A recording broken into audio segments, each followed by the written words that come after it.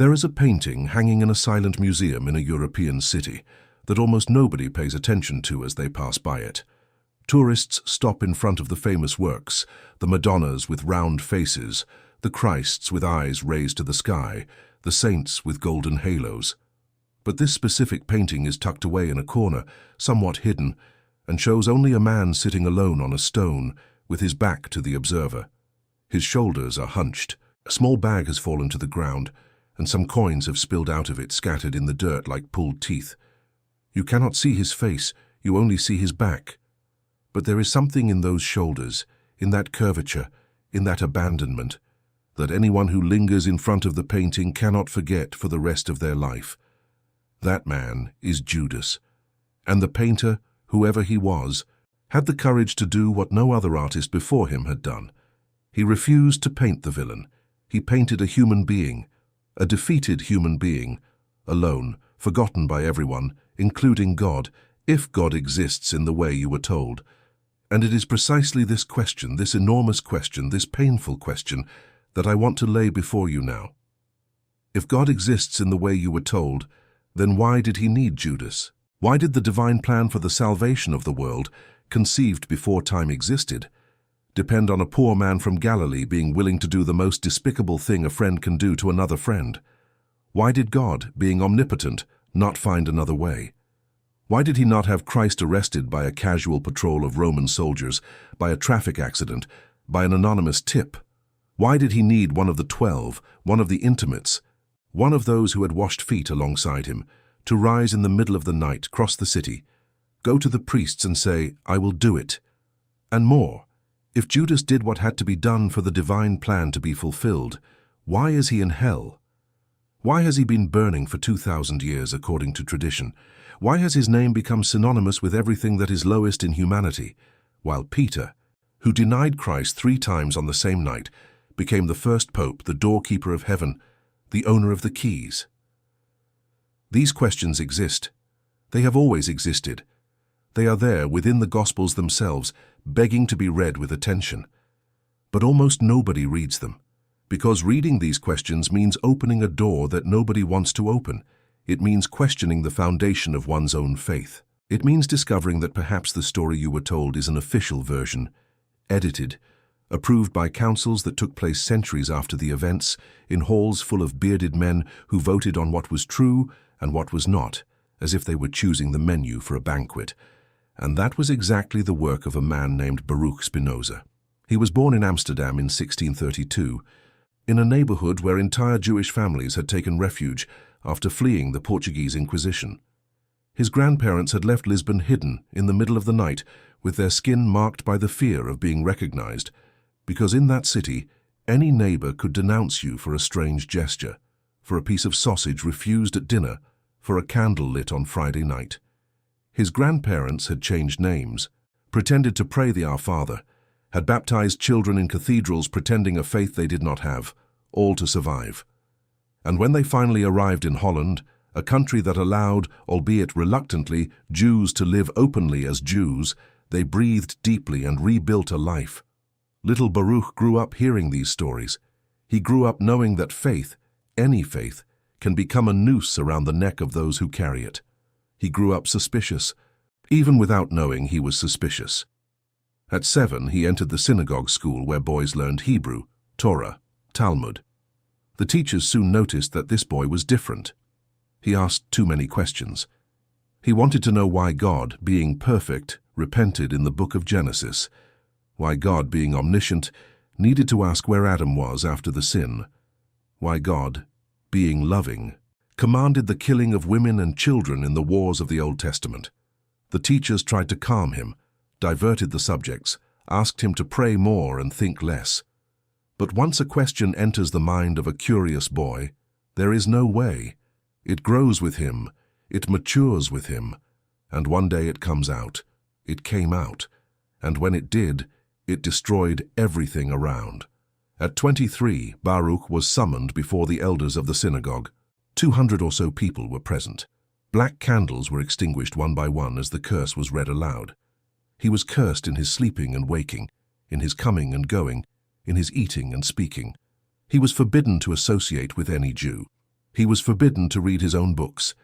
He was even forbidden to come within 4 cubits of another member of the community. His father, still alive at the time, did not have the courage to look at his son's face during the ceremony. His sister, who would later try to steal his inheritance, claiming he was a pariah and had no rights, turned her face away too. Baruch left the synagogue alone that afternoon, stepping in puddles with no home to go to, no community to welcome him, with only one thing on his shoulders, the certainty that he would not turn back. And he did not turn back. Never. Instead, he learned to polish lenses, a silent, patient job that required steady hands and trained eyes. He polished lenses by day to eat, and at night, under the light of a single candle, he wrote. He wrote a work so ambitious that it took him 20 years to finish, a work in which he tried to demonstrate, with the same precision as a mathematician proving a theorem, that God is not an old man in the sky, that God is the very substance of everything that exists, that nature and God are one and the same, that there are no miracles because a miracle would mean God violating the very laws that he is, that there is no original sin because Adam and Eve are an allegory, not a story, that there is no eternal hell because a just God does not inflict infinite suffering for finite faults, and that Judas, in the midst of all this, was an instrument of necessity. This last idea, written between the lines, carefully stitched into dense pages of philosophical geometry, was the bomb that exploded centuries later. Because if Judas was an instrument of necessity, if he did what the order of the universe required to be done, then condemning him is absurd. It is like condemning the hammer that drives the nail. It is like condemning the cloud that pours the rain. It is like condemning winter for being cold. Judas simply was, and by being he fulfilled, and by fulfilling he made possible everything that came after. Spinoza's enemies immediately understood the danger of this idea, because it did not just save Judas. It destroyed the very logic of religious guilt. If Judas is innocent, how many other characters are also innocent? If Judas is innocent, who, after all, needs to confess? Who needs forgiveness? Who needs church, priest, sacrament, indulgence? The entire castle of guilt, upon which the religious institution has stood for 2,000 years, begins to crack. And an institution that cracks loses power. And power, as you may have noticed looking at the world, nobody gives up without a fight. That is why Spinoza was hunted. That is why his books were burned. That is why his name, for decades after his death, was spoken in a low voice, almost in a whisper, as if invoking him too loudly would attract misfortune. And that is why, paradoxically, this fragile, sick, poor man, who died at 44 coughing blood in a rented room, became the most influential thinker of modernity. Einstein quoted him. Hegel said you were either a Spinozist or not a philosopher. Borges wrote a poem about him, and you, unknowingly, have probably thought like Spinoza without realizing you were thinking like Spinoza. Whenever you suspected a vengeful God, whenever you felt that nature has something sacred about it, whenever you found it unjust to condemn someone for doing what circumstances pushed them to do. In the hours to come, I will tell you this story from beginning to end. I will take you to the Lisbon of his grandparents, to the Amsterdam of his childhood, to the synagogue of humiliation, to the attic of solitary writing, to the deathbed. And I will take you, above all, to the most important place of all, into the mind of this man, at the moment he looked at the story of Judas, and, for the first time in all of Western history, felt something strange in his chest, something that no one had allowed to feel before, something forbidden, something heretical, something revolutionary. He felt compassion. Stay. Breathe. Prepare yourself. Because the story you are about to hear is not just about a philosopher, it is not just about an apostle, it is about you. About all the times you hated someone without understanding why. About all the times you needed a scapegoat to keep sleeping at night. About all the times you did, on a small scale, exactly what humanity did to Judas. And when this story ends, perhaps, just perhaps, you will finally be able to look at that painting hidden in the corner of the museum, that man with his back turned, those coins scattered in the dirt, and instead of contempt, instead of anger, instead of repulsion, you will feel something much rarer and much more human. You will feel the urge to sit beside him. The story begins now. It was the 27th day of July in the year 1656, when the young Baruch woke up before the sun rose. Not because someone had called him. No one would ever call him again, in fact, if the elders got what they wanted that late afternoon. He woke up because his eyes opened by themselves, in the dark of the narrow room he occupied in his sister's house, and stayed open. No specific thought, just a dry lucidity, almost mineral, of someone who knows that on this day a door closes behind him forever. He slowly raised his body. He stepped on the wooden floor with the care of someone who does not want to wake the living or the dead, because both his parents had passed away a few years earlier, and only he and his sister Rebecca remained in that house. Rebecca was sleeping in the next room, and the next day, when she learned what had happened in the synagogue, she would turn her face to the wall and pretend she no longer had a brother. But that would be later. For now, in the blue hour when the world had not yet decided if it was night or day, the young Baruch was a free man for the last time. Amsterdam at that time was a city made of canals, of damp stones, of smoke from wood-burning stoves rising from the chimneys of red brick houses, a city that had sheltered, in the previous decades, a huge wave of Jewish refugees from Portugal and Spain, fleeing the Inquisition, fleeing the pyres, fleeing grandparents burned in autos da fe in Rocio de Lisboa, with people drinking wine and children perched on their parents' shoulders to see better. They arrived in Holland with the clothes on their backs and few savings sewn into the linings of their coats. They found, in that cold and commercial republic, an unusual tolerance. They could practice their faith, build synagogues, open schools. They could not marry Christians, they could not hold certain professions, but they could breathe. And breathing, for those who had come from the Iberian pyres, was almost a miracle. Baruch's parents were some of those refugees. His father, Miguel de Spinoza, became a reasonably prosperous merchant in the neighborhood, selling dried fruits imported from the south. A respected member of the community, buried 2 years earlier with all rabbinical honors in a cemetery surrounded by low trees. His mother, Hannah Deborah, had left even earlier, when her son was just a child. Baruch grew up among siblings, half-siblings, uncles and cousins, within a tight-knit network of relatives who together formed a kind of second domestic synagogue, with prayers before meals, candles lit on Friday nights, and readings from the Torah on Saturdays.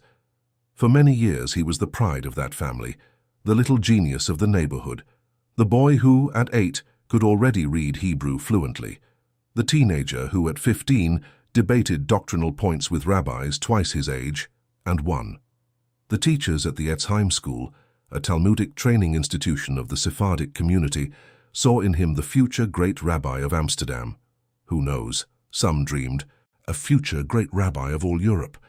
Who knows, the man who would finally bring back for the Jews scattered across the continent a voice of intellectual authority comparable to that of Maimonides.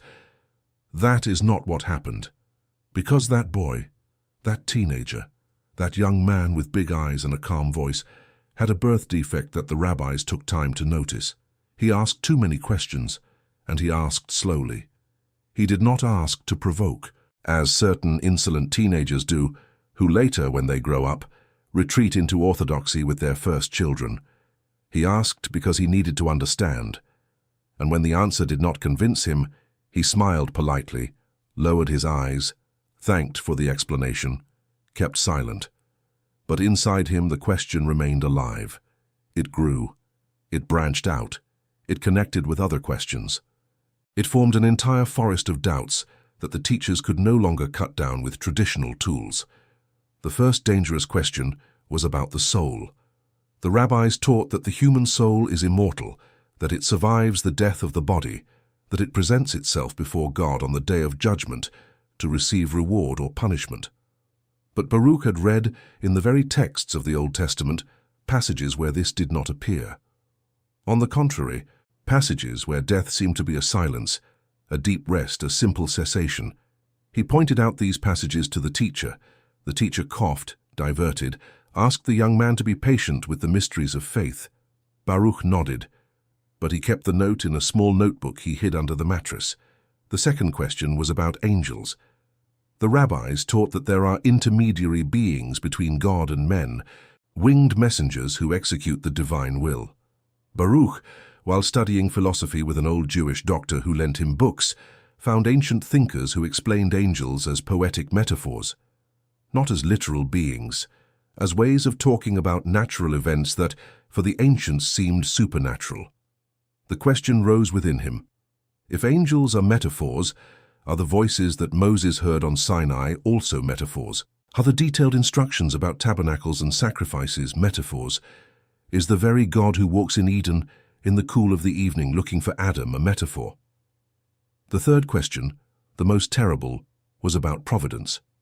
The rabbis taught that God governs the world as a father governs a family, rewarding the good, punishing the bad, listening to the prayers of the righteous. But Baruch looked around and saw something different. He saw good men dying of cruel diseases. He saw innocent children swallowed by the plague. He saw prosperous robbers crossing old age unscathed. He saw ships loaded with devout Jews sinking in storms. Providence, as the rabbis described it, did not match the reality that his eyes recorded. These three questions together began to build within him another image of God, an image less like a king sitting on a throne and more like something vast, impersonal, immanent to everything that exists, a God who did not intervene because he did not need to intervene, because he was not someone outside the world acting upon the world, but rather the very fabric of the world acting according to its internal laws. This image grew silently within the young man, fed by forbidden readings, by conversations in almost empty taverns, by long night walks along the city's canals. Some members of the community began to notice. They did not know exactly what the young Spinoza was thinking, but they felt by his tone, by the gaps he left in conversations, by the strategic silences during prayers, that something was wrong. They spoke with the chief rabbi spoke with the elders. The elders, worried, summoned the young man for a private conversation. They offered him, in a low voice, a generous annual income if he agreed to continue attending the synagogue and keep his doubts to himself. It was a reasonable proposal by the standards of the time. Many others, tempted by peace and security, would have accepted. Baruch refused. He refused without arrogance, without scandal, without an inflamed speech. He simply said, in a low voice, that he could not accept money to hide what he believed to be true, and that if his truth was incompatible with the community, it was the community that needed to decide what to do with him, not he who would pretend to be something he was no longer. The elders remained silent for a long time in front of this answer. Then they exchanged glances, and they decided that this young man, this former prodigy, this possible future great rabbi, needed to be expelled in an exemplary manner. Because he was too dangerous. Because what he thought, if it circulated freely among the young people of the community, would corrode the foundations of collective faith like termites corrode a wooden beam. Slowly, silently, until the house collapses without warning. They scheduled the excommunication ceremony for a July afternoon. They summoned the entire community. They spread the news through the streets of the Jewish neighborhood, house by house, so that no one would miss it. And it was that morning, before the sun rose, that the young Baruch woke up alone in his little room, opened his eyes to the dark wooden ceiling, and realized with a strange calm that the day had come when he would cease to belong to the only world he knew. He got up. He dressed slowly. He drank water. He ate nothing. He descended the stairs quietly. He went out into the street when the sky was still grey, walked to the nearest canal and spent a long time looking at the still water where his own silhouette was drawn in leaden tones. He did not pray. He did not cry. He did not tremble. He simply breathed deeply several times, as if inhaling before diving into a river that had never been crossed before. He knew what awaited him that afternoon. He knew that the black candles would be lit. He knew that the ram's horn would sound 3 times at the climax. He knew that the men of the community would be standing, hats on their heads, faces closed, while the rabbi read aloud the curse that others had written in ancient Hebrew. He knew that his own name would be pronounced in the middle of that text, linked to the words cursed be as a verb is linked to a subject. And he knew, above all, that when the ceremony ended, none of those present could speak to him again, nor greet him in the street, nor come within 4 cubits of his body, nor read any line he might write for the rest of his life. It was an almost mortal sentence, because for a Jew in Amsterdam in the 17th century, being cut off from the community was to be cut off from the very possibility of existing socially. There was no safety net. There was no state help. There was no alternative coexistence available. Christians would look at him with suspicion because he was Jewish. Jews would look at him with horror because he was cursed. He would be left in between, without ground, without roof, without guaranteed bread for the following week. And yet, that morning, looking at his reflection in the water of the canal, the young Baruch felt something that might be called joy. A strange, melancholic joy, but real. The joy of someone who is finally about to say aloud what they have spent years swallowing in silence. The joy of someone who accepts to pay the price of their own truth, even without knowing exactly how much that price will be charged later. When the sun finally broke through the clouds and bathed the red bricks of the houses along the canal, he turned his back on the water. He returned to the room. He took a small cloth bag where he had kept in the last few days the few belongings he wanted to take: 2 books, 3 notebooks, a quill, an inkwell, a change of shirt, nothing more. And he sat on the edge of the bed, waiting, with his hands crossed over his knees, for the time to leave home for the last time and walk to the synagogue where, in a few hours, he would cease to exist for his own people. The Houtgracht synagogue was located on a quiet corner of the Jewish neighborhood, flanked by the houses of prosperous merchants and a spice shop that exuded the scent of cloves and cinnamon on days with a south wind.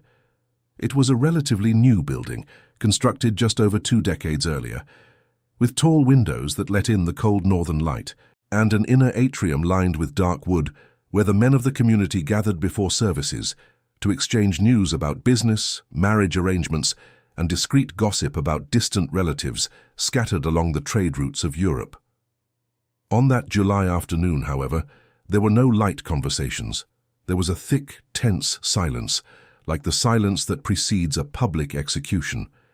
The men arrived in small groups, some holding the hands of their older sons, others alone, all dressed in the sobriety of solemn days. The women, as was customary, remained in the upper gallery, behind a wooden lattice that allowed them to see without being seen. And Baruch, the involuntary protagonist of the ceremony, was led to a bench in the middle of the hall, right in front of the pulpit, where he could feel the weight of the accumulated gazes of every person present upon him. The chief rabbi, Saul Levi Mortera, was a man in his 50s, with graying beard, small, intelligent eyes. He had been, for a long time, Baruch's private tutor, and harbored a complicated mix of admiration and disappointment for his former student. Admiration because he knew, like no one else, the extent of that young man's intelligence. Disappointment because he also knew, like no one else, that that intelligence had chosen a path that he, as a guardian of the faith, could not approve. That afternoon, Mortera ascended the pulpit with a rolled-up paper in his hands. He unrolled the paper slowly, adjusted his glasses, cleared his throat, and began to read. What came out of his mouth was not just any text. It was one of the heaviest curses ever written by the Sephardic tradition, a curse constructed with echoes from the book of Deuteronomy, from the book of Joshua, from the imprecatory Psalms, all stitched together into a single piece of liturgical hatred that descended line by line upon the head of the young man sitting on the central bench. Cursed be he by day, and cursed be he by night. Cursed be he when lying down, and cursed be he when rising up. Cursed be he when going out, and cursed be he when coming in. The Lord will not forgive him. The anger and fury of the Lord will burn against this man, and all the curses written in the book of the law will fall upon him, and the Lord will blot out his name from under heaven. As the curse was read, a synagogue assistant was lighting and extinguishing black candles on the pulpit table. Each extinguished candle marked the completion of a passage. Each extinguishing produced a fine smoke that rose to the ceiling and dissipated in the warm air of the hall. The ram's horn, the shofar, sounded 3 times at moments prescribed by the ritual, with the deep and trembling sound that the ancient Israelites used to announce wars, jubilees, and the beginning of sacred years. There, on that day, the shofar announced the symbolic death of a member of the community. Baruch did not move throughout the entire ceremony. He did not lower his head. He did not raise his eyes. He kept his gaze fixed on a vague point between the rabbi's table and the side wall, as if nothing being said concerned him. Some of those present, upon observing him later, would comment that it was arrogance. Others, more perceptive, would say it was pure dignity. And a few, very few, would dare to confess in private that serene immobility had disturbed them more than any shout, because it gave the almost unbearable sensation that the man sitting on that bench was no longer a member of the community willing to be punished by it, but had already transformed during the ritual into something greater than the community itself. When the last word of the curse resonated in the air, the rabbi rolled the paper back up, descended from the pulpit and walked away. The men, following instructions, began to rise. One by one they passed by Baruch without looking at him. Some discreetly spat in his direction, others merely quickened their pace. No one said a word. No one touched his shoulder. No one offered him a cup of water. When the hall emptied, he remained there, seated, for about 10 minutes, alone in that now hollow space, breathing in the residual smell of burnt wax and dry parchment. Then he stood up, adjusted his coat, picked up the cloth bag with his books and notebooks, and left through the side door, avoiding the main door where some curious onlookers still lingered in the atrium to comment on what they had just witnessed. He began to walk, without a specific direction, without a marked destination, just walking, because stopping would mean starting to feel things he did not yet want to feel. He crossed the Jewish quarter, crossed the dam, crossed bridges over canals, past taverns from which lute music emerged, past Dutch merchants closing the last sales of the day, past women in aprons washing pots in buckets of water, past children throwing pebbles against a peeling wall. And it was during this walk, hours after sunset, when the streets had already emptied and only a few torchbearers were passing by lighting the public lanterns, that the knife incident occurred. He did not see the man approach. He had his head down, thinking of nothing specific, perhaps of everything at once. The blade came from behind, top to bottom, with enough force to pierce 2 stacked coats. But he, by some survival reflex that he could not even explain later, swerved his torso at the last moment, and the blade merely tore the fabric of his shoulder, lightly scratching the skin without hitting any vital organs. The attacker, surprised by the reaction, lost his balance. Baruch turned, looked at the face of that man, vaguely recognized the features of someone who had been at the synagogue a few hours earlier, and said nothing. He just stared, for perhaps 15 seconds, stared with such strange calm that the attacker began to retreat, mumbling something about the honor of the people of Israel, and then, not knowing what to do with his own body, ran around the corner and disappeared. Baruch stood still in the middle of the street. He touched his shoulder, felt the torn fabric and the skin slightly damp with blood, looked around. No one had seen. The windows of the houses were closed. The only witness was a public lantern flickering against the wind. He took a deep breath, adjusted his coat over the tear, and continued walking. He did not seek a doctor. He did not go to the police. He did not tell anyone. Days later, settled in a cheap boarding house on the outskirts of the city, he took off his coat for the first time since the attack, looked at the long tear that ran from his shoulder to his waist, and made a strange decision. He would not have it repaired.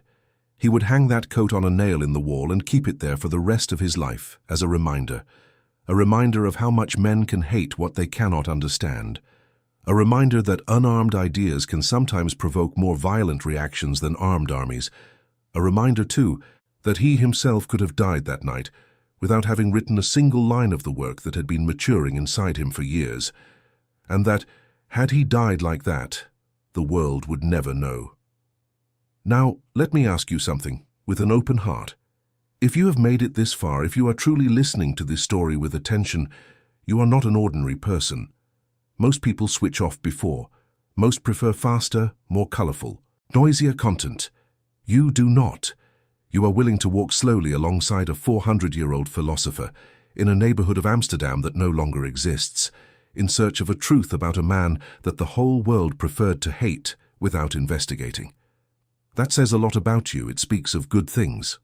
So I would like to ask you 2 small things before we continue. The first is that you write in the comments what you are feeling right now. Have you ever stopped to think at any point in your life that Judas might not be the villain you were taught? Have you ever felt at some moment that subtle strangeness when hearing the story of the Last Supper? Tell me. Your comment will help me understand who is on the other side of this conversation, and it will also help others who, by reading you, will feel less alone in their own doubts. The community that forms around stories like this is precious, and it only exists because courageous people like you decide to speak. The second thing is that you subscribe to the channel, if you haven't done so already. It's not for vanity, it's for continuity. Because this type of narrative, told calmly, without haste, without cheap effects, without cuts every 2 seconds, is increasingly rare these days. The platform tends to push accelerated content that does not require thought. For stories like this to continue existing, and for others to come afterward, about other thinkers, other enigmas, other forbidden questions, you need to be part of this circle. Click the subscribe button, activate the bell, and let's together take this conversation to the end it deserves. Because what is still to come, I assure you, is denser, more beautiful and more disturbing than everything that has been said so far. Thank you for being here. The story continues. Baruch Spinoza, now a man without community, without family, and without a fixed address, spent the following months after the knife incident moving from boarding house to boarding house, almost never sleeping 2 consecutive nights in the same place. He did not have exactly physical fear. He had an instinct for caution, more akin to that of an animal that knows it is being hunted and therefore varies its paths. He ate little, read a lot, and above all, wrote. He wrote in Latin, in Dutch, in Hebrew, in any language that the pen could reach, with an urgency that perhaps stemmed from the awareness that a second attack could interrupt the flow at any moment. He needed to get out of his head everything that had matured inside. He needed to put it on paper. He needed to leave some trace, even if that trace would only be read after his death. After a few months of moving between boarding houses, discreet friends' homes, and rented rooms for weeks, he ended up settling in a small town a few kilometers from Amsterdam called Rijnsburg, on the outskirts of Leiden. A quiet village made up of white houses with red roofs, narrow streets that smelled of wet grass, and a community of dissenting Christians known as collegiant. These collegiant were strange people by the standards of the time.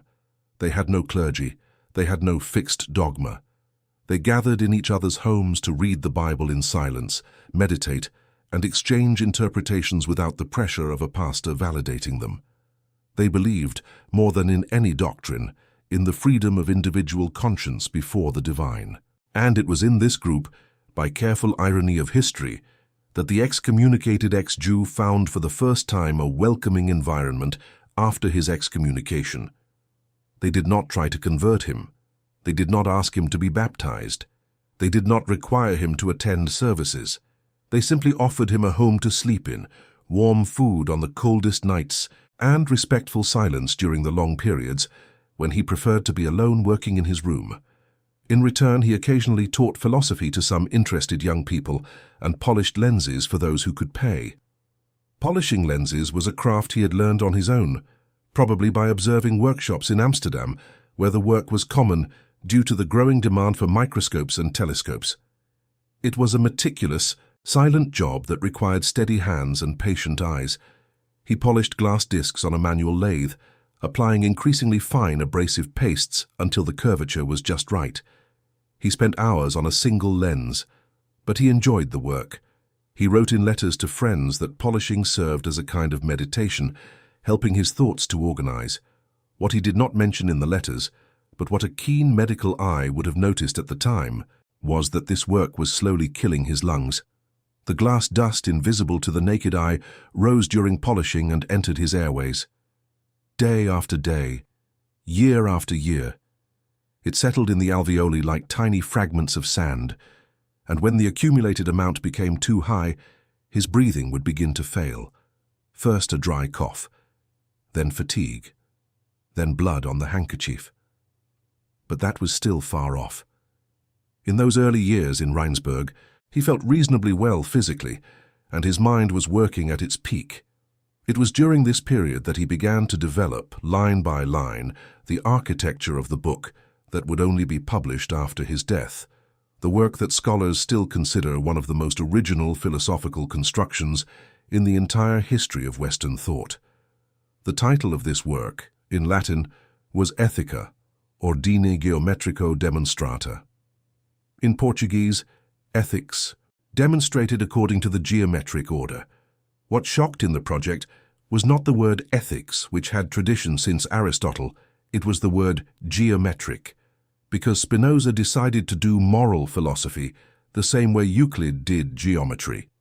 He would start with definitions, move on to axioms, deduce propositions, prove each one with mathematical rigor, relying only on the previous definitions and axioms, without appeal to emotion, without appeal to authority, without appeal to tradition.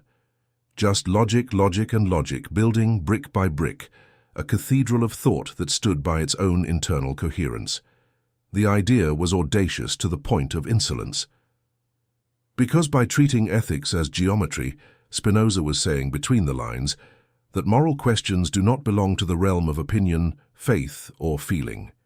They belong to the realm of demonstration. They can be resolved. They can be proven or refuted with the same coldness with which one proves the Pythagorean theorem. And if they can, then what the priests, rabbis, and pastors had been saying for centuries, invoking revelations, mysteries, and the voice of God, was either correct according to this rigorous demonstration, or it was wrong. There was no third option. The first part of the book deals with God, and it is in this first part that the earthquake occurs. Because Spinoza, after 20 or so initial definitions, begins to demonstrate that God necessarily exists, that God is unique, that God is infinite, that God has infinite attributes, that thought is an attribute of God, that material extension is also an attribute of God. Up to this point, everything seems reasonably traditional, but then comes the bombastic proposition. God is immanent, not transcendent, to everything that exists. In other words, God is not in a separate place from the universe, looking at the universe from the outside. God is the universe itself, considered in its totality. Or, in an even more precise formulation, God is that infinite substance that expresses itself simultaneously through the entire nature and the totality of possible thoughts. To understand the weight of this, imagine with me. You are on a Sunday morning at some Mass. The priest is at the altar, saying that God loves you, that God watches you, that God will judge you.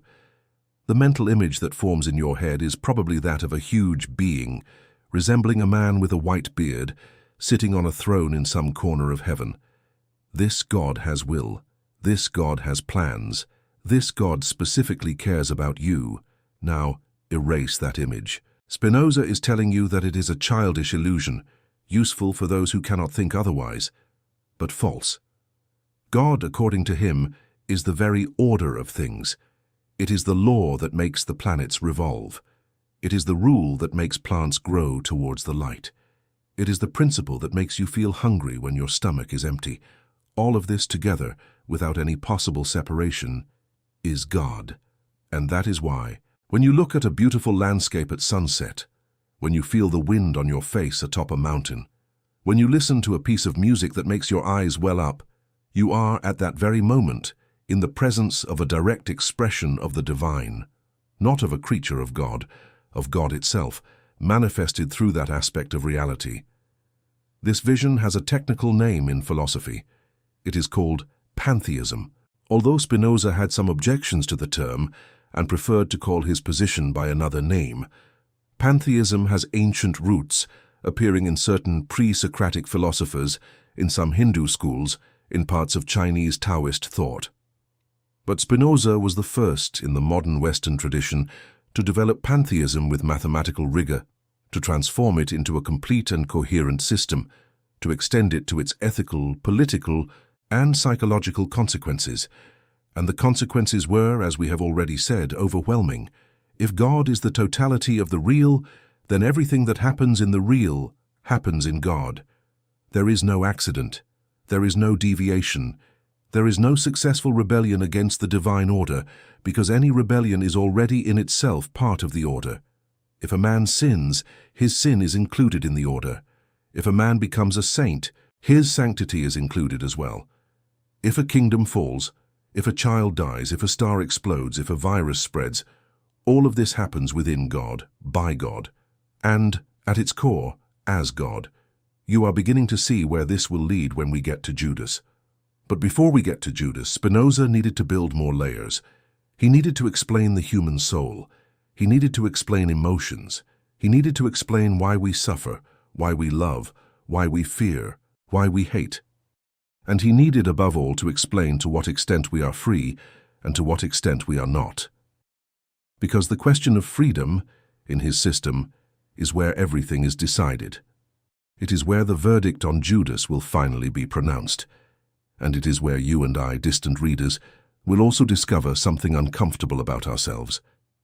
It was in these pages, written in Rheinsberg during cold nights, when the North Sea wind battered against the collegiate house windows, that Spinoza began to formulate the idea that would become famous under the name of parallelism. According to him, each human being is simultaneously a body and a mind, not two separate entities as Descartes thought. One thing only, viewed from two angles. The body is the mind seen from the side of extension. The mind is the body seen from the side of thought. Every event that happens in the body corresponds, point by point, to an event in the mind, and vice versa. Therefore, when you feel an emotion, that emotion is not a spiritual visit coming from outside. It is your own body, interacting with other bodies, producing an internal modification that the mind registers as feeling.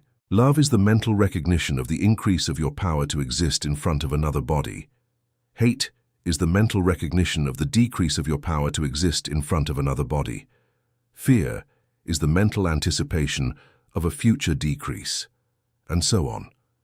These definitions today may seem almost obvious to anyone who has studied modern psychology. For Spinoza's contemporaries, they were very strange. Because they completely removed the mystical dimension of emotions, they transformed human suffering into a natural, explainable, predictable phenomenon.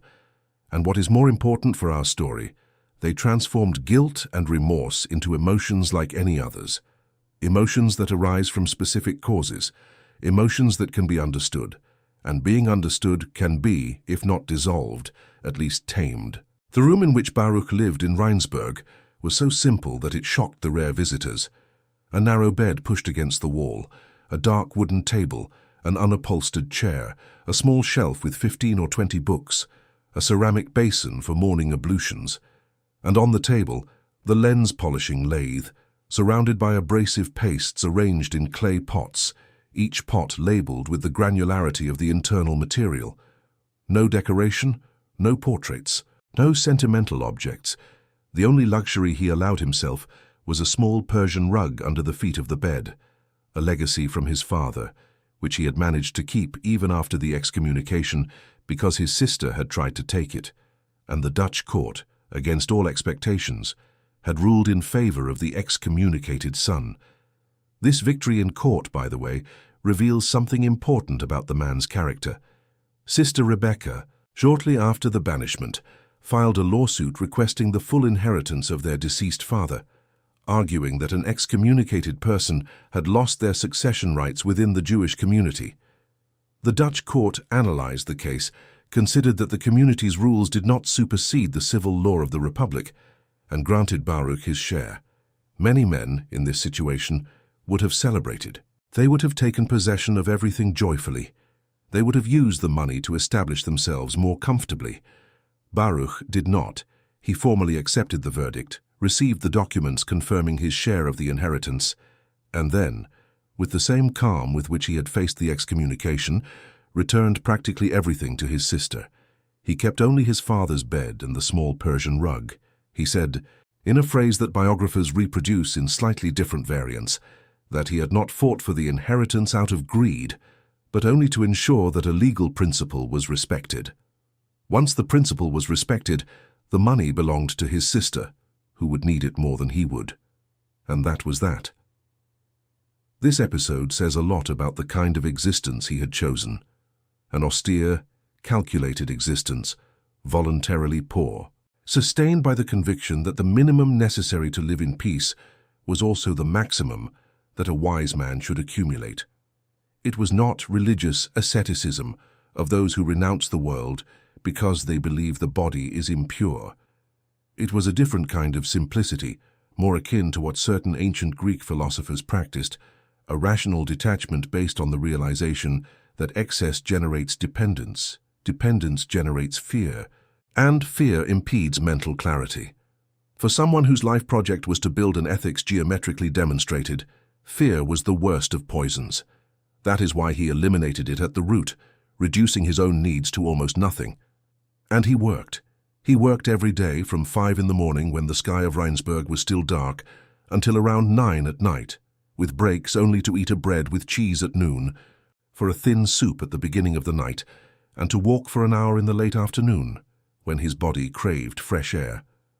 The rest of the time was divided between polishing lenses, which paid his rent, and writing, which was the secret center of his existence.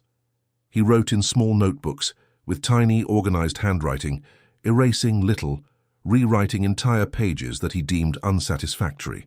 In one of the letters he wrote to a correspondent friend in The Hague, he commented that one of the sentences in his book took him 3 weeks because he wanted it to be simultaneously precise as a theorem and beautiful as a line of poetry. 3 weeks for a sentence. That was the rhythm of the man. The correspondent friends were a separate chapter in his life. People from different parts of Europe who, hearing about his growing reputation in the philosophical underground of the continent, began to send him letters asking about specific themes. A German doctor wanted to know what he thought about the immortality of the soul. A young Englishman wrote to debate optics.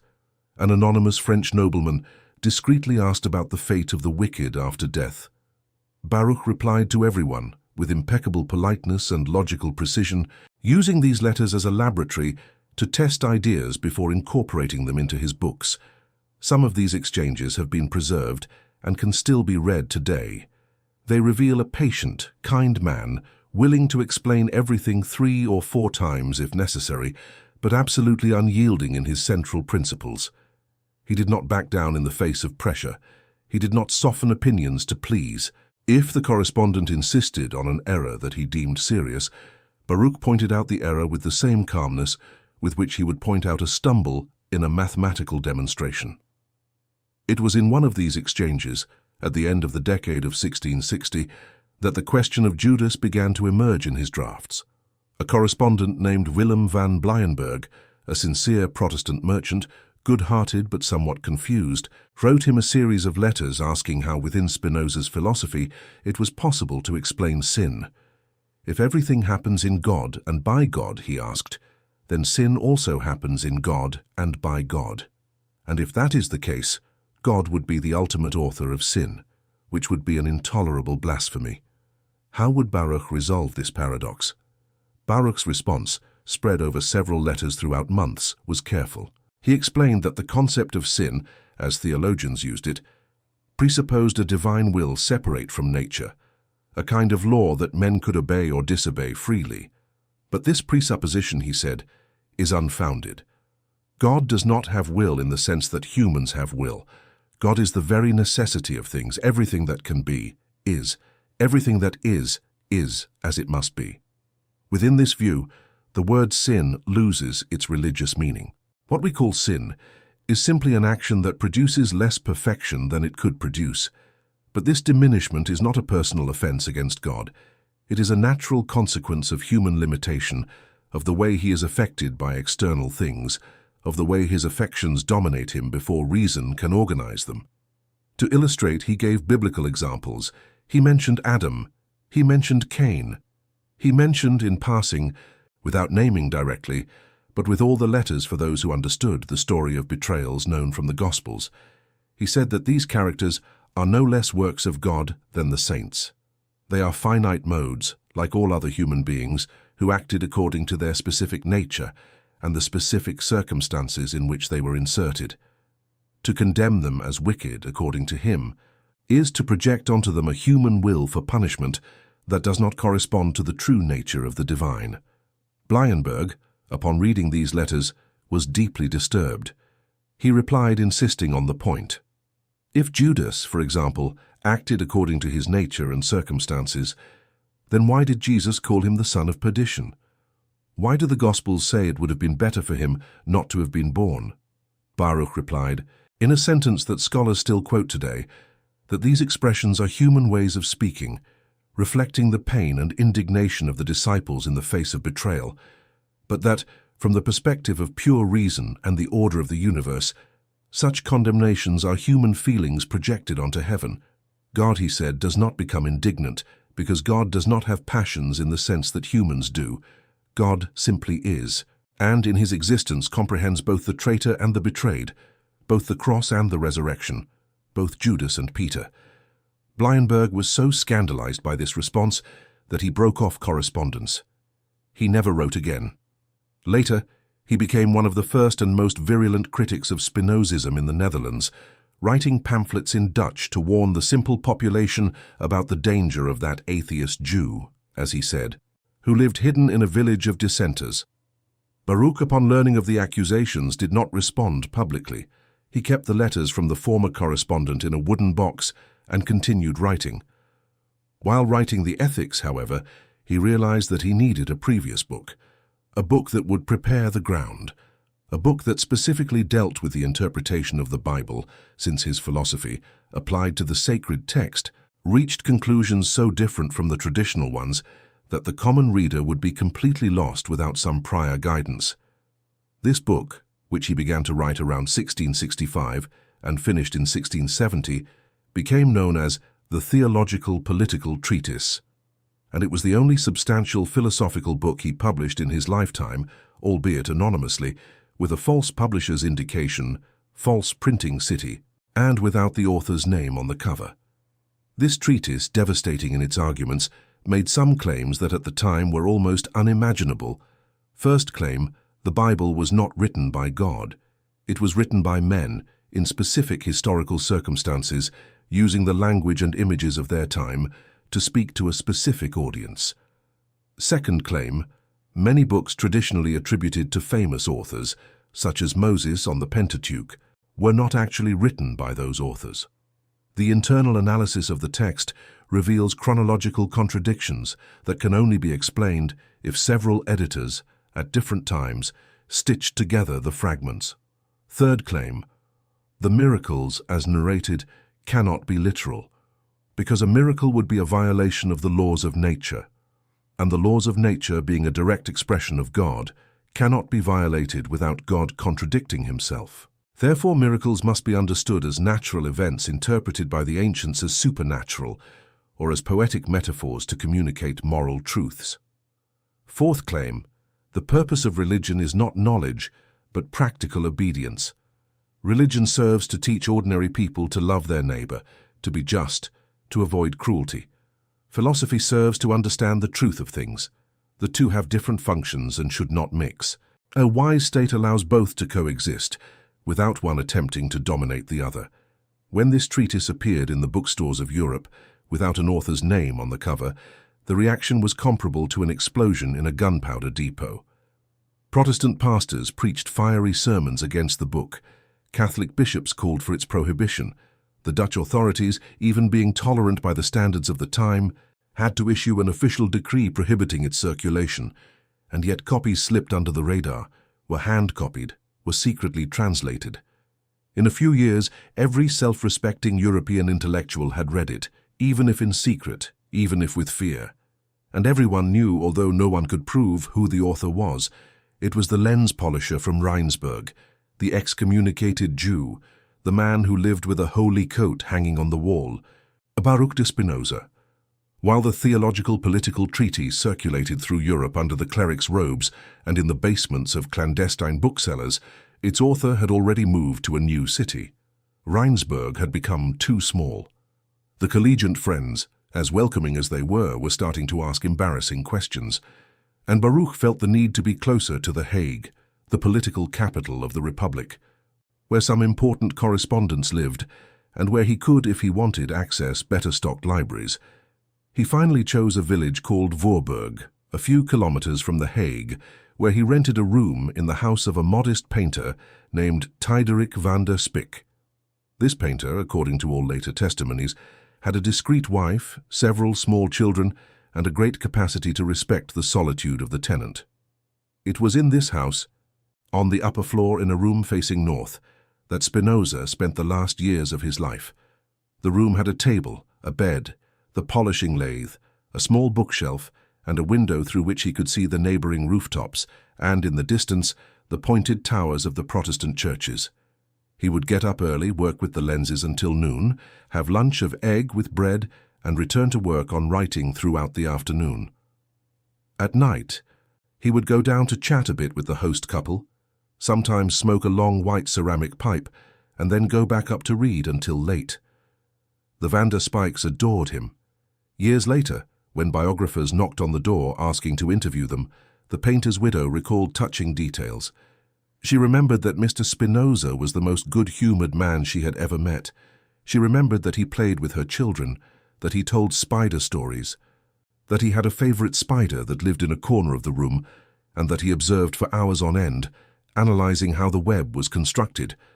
She remembered that when one of the children fell seriously ill, it was Mr. Spinoza who stayed awake all night by the crib, changing cold cloths on the little one's forehead. She also remembered that despite his friendliness, there was something in him that kept a distance, something that made him seem, even while laughing at the table with them, to be at the same time in another place very far away, listening to a conversation that only he could hear. It is in this final phase, in the Dutch quietude of Voorburg, that the construction of the Ethics finally approached its end. The manuscript grew on the table, page after page, divided into 5 monumental parts. The first, about God. The second, about the nature and origin of the mind. The third, about the origin and nature of the affections. The fourth, about human servitude, that is, about how the affections enslave men. The fifth, about the power of the intellect, or human freedom, or the path to beatitude. It was a crescendo, a building that rose floor by floor, so that the reader, to understand the last floor, needed to have patiently ascended all the previous floors. And within this building, without the unsuspecting reader noticing immediately, the question of Judas was posed at least 3 distinct moments. Never with that name, of course, never explicitly. But any attentive reader, any reader who had a Bible open beside them during the reading, would see the allusions forming like figures that gradually emerge in a fogged mirror. The first allusion appeared in the first part, in the appendices about how men project their own passions onto God. Spinoza argued there that the idea of an angry God, of a God who takes revenge, of a God who needs blood sacrifices to be appeased, is a projection of the human mind steeped in fear. Men, unable to bear the idea of an indifferent universe, invent a cosmic lord similar to the kings they already know. And just as earthly kings choose favorites and punish enemies, this imaginary king of heaven would do the same. Within this projected logic, it is almost inevitable that there will be a character chosen to bear the collective guilt. Someone who, in the symbolic economy of the community, represents everything that others do not want to recognize in themselves.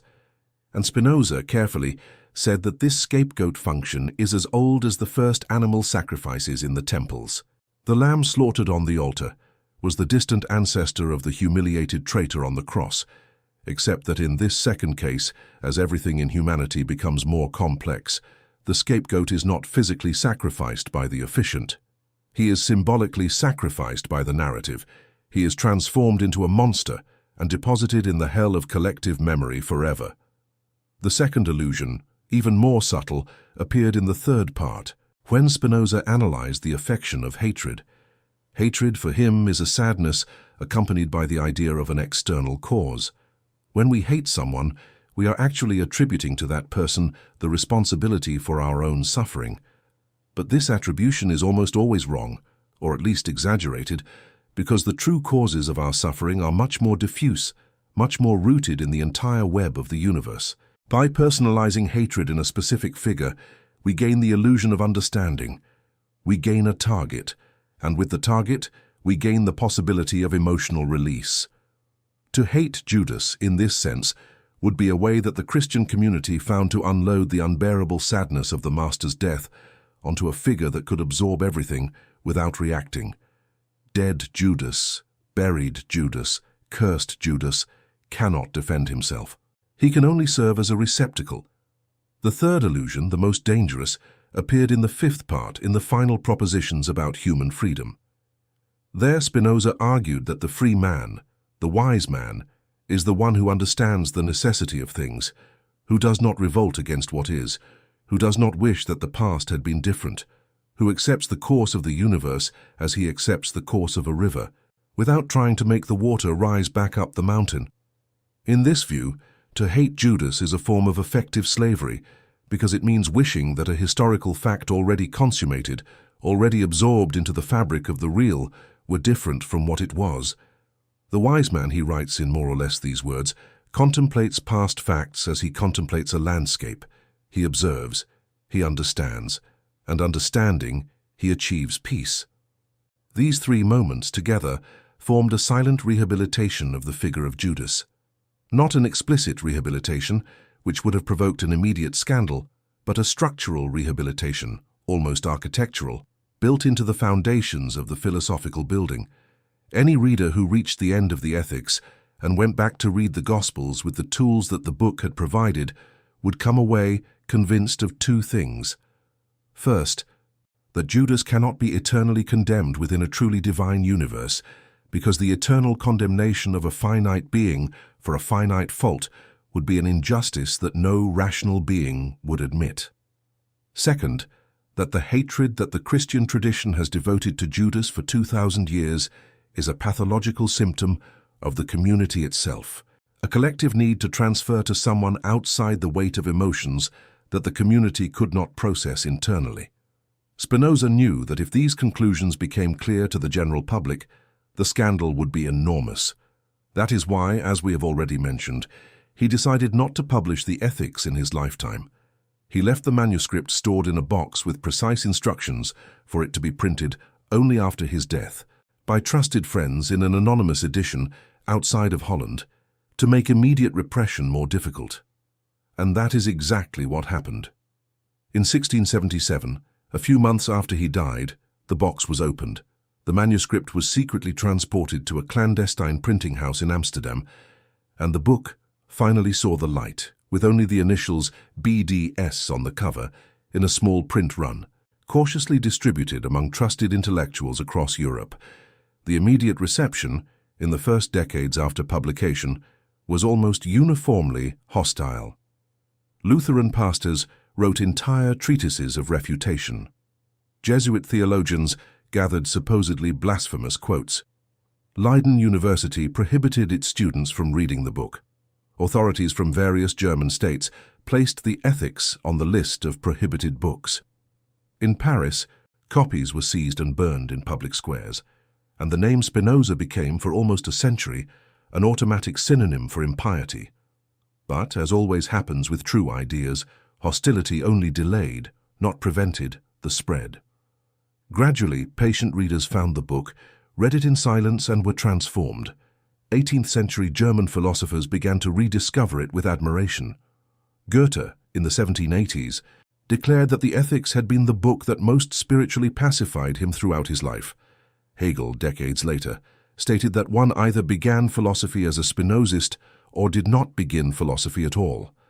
Einstein, in the 20th century, in response to a journalist who asked him if he believed in God, replied that he believed in the God of Spinoza, the one who manifests in the ordered harmony of what exists, not in a God who cares about the destinies and actions of human beings. This is the posthumous trajectory. The trajectory of the living man, however, ended much simpler and much more painful than the posthumous brilliance might suggest. Because while the manuscript grew on the table in Voorburg, the author's lungs were slowly, inexorably filling with that glass dust that daily work deposited in his chest. The cough began discreetly, at the end of some ordinary afternoon in the winter of 1674.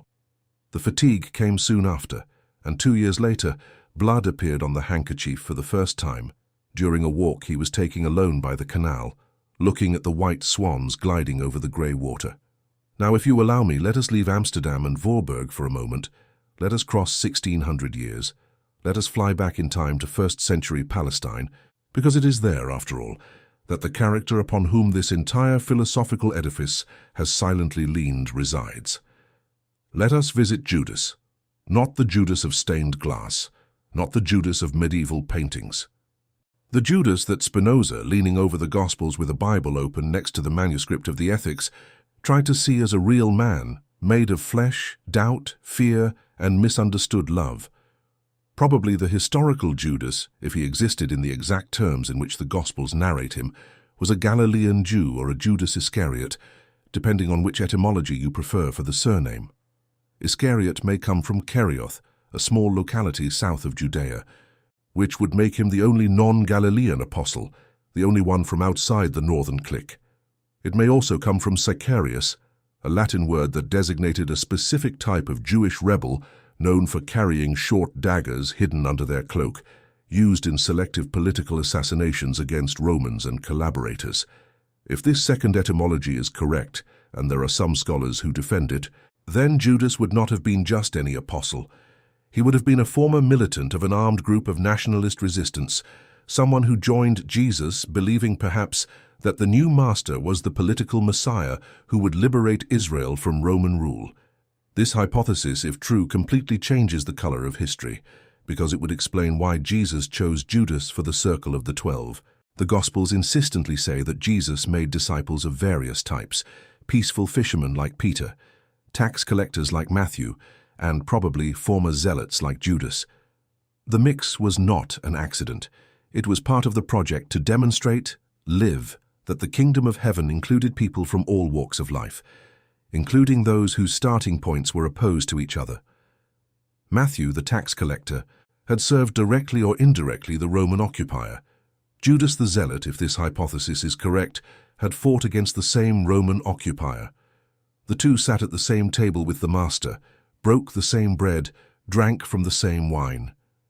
This, in itself, was already a silent revolution before any word was preached. But what would have made a former zealot betray his master to the priests? Here comes what Spinoza, with his cold analysis of affections, would identify as the key element: disappointment. Judas, if he were a messianic nationalist, would have joined Jesus expecting one thing, and finding, as the months went by, something very different. He would have expected a guerrilla leader telling the people to take up arms against Rome.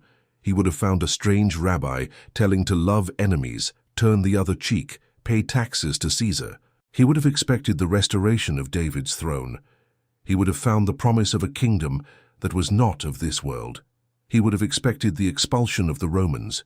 He would have seen Jesus conversing amicably with a centurion and praising his faith. Imagine the silent accumulation of disappointment in that man. 3 years following the Master on the roads, 3 years seeing him do the opposite of everything he, Judas, thought needed to be done. 3 years talking at night with the other disciples around campfires, and little by little feeling more alone, because Peter and the other Galileans seemed to easily accept the spiritual redirection of the project, while he, coming from the zealot tradition, felt that the Master was choosing a path that would inevitably lead to imprisonment and death. And he knew, because zealots knew these things, that a messianic movement whose leader ends up imprisoned and executed usually dissolves afterward, leaving the people more helpless than they were before. Perhaps, and this is an old hypothesis that some scholars still defend, Judas delivered Jesus believing that the Master, once confronted by the priests, would finally perform a public miracle capable of convincing the whole world.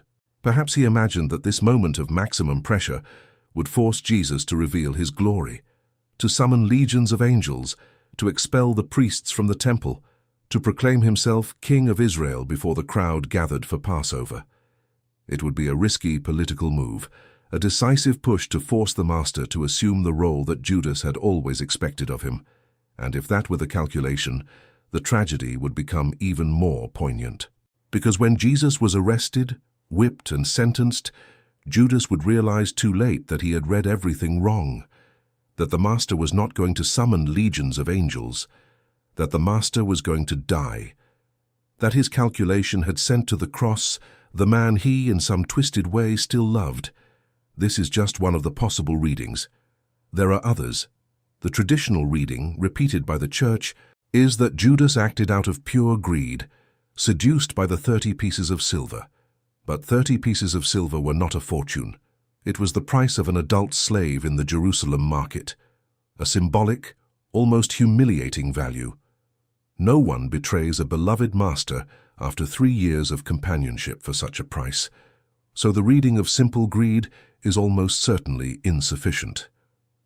There is also the reading that Judas was possessed by the devil, as the Gospel of John suggests, but this reading is precisely the kind of supernatural explanation that Spinoza considered a symptom of human incapacity to understand the real causes. When we do not understand something, we invent demons. When we do not want to look at complexity, we attribute everything to supernatural forces. It is a laziness of thought, not an explanation.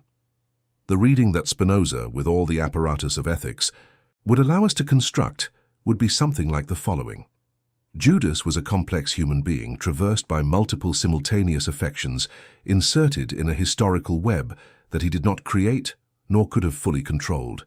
He acted according to his specific nature, shaped by origins, experiences, and passions.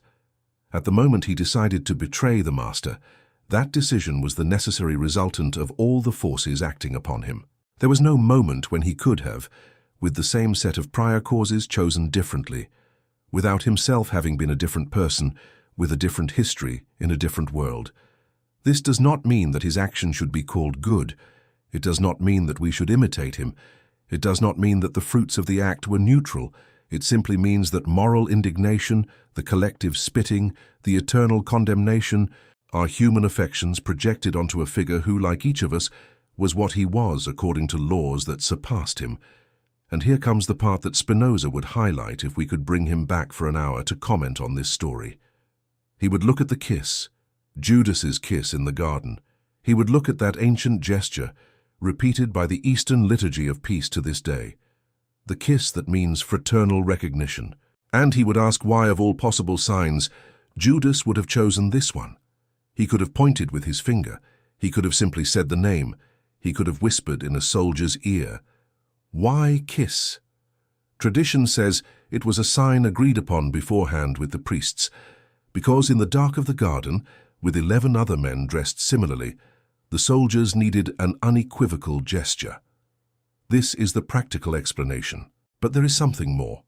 There is something that a philosopher of human affections would recognize immediately.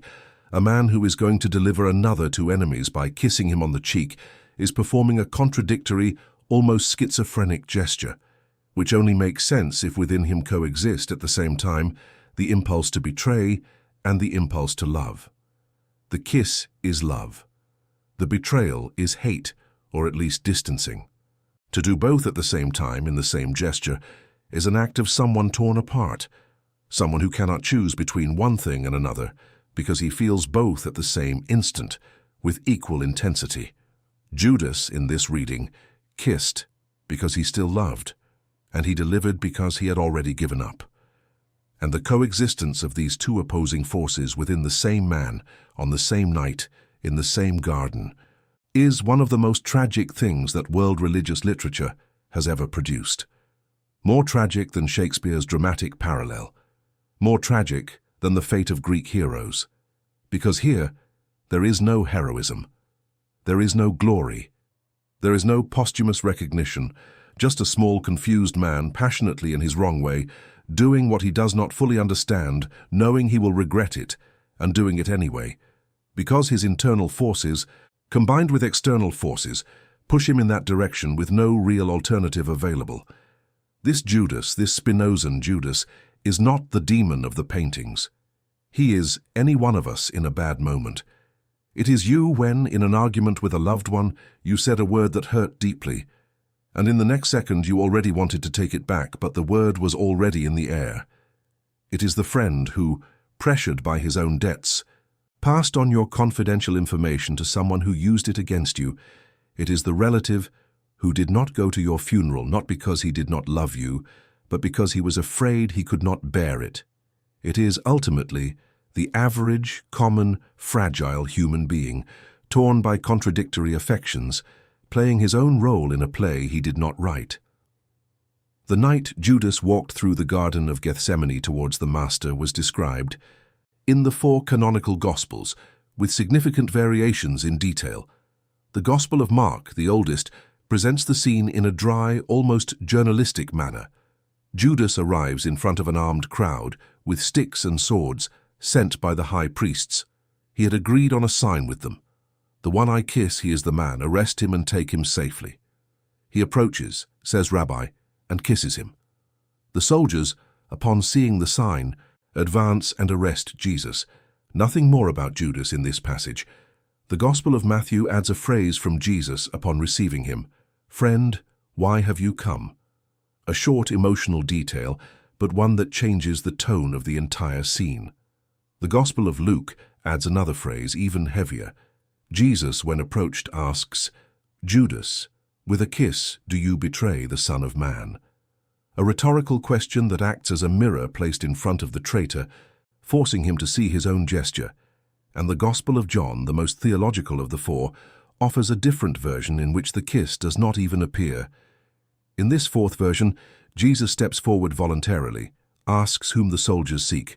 They respond, "Jesus of Nazareth," and he replies, "I am he." And the soldiers, by the force of that statement, recoil and fall to the ground. Judas is present, but does not kiss anyone.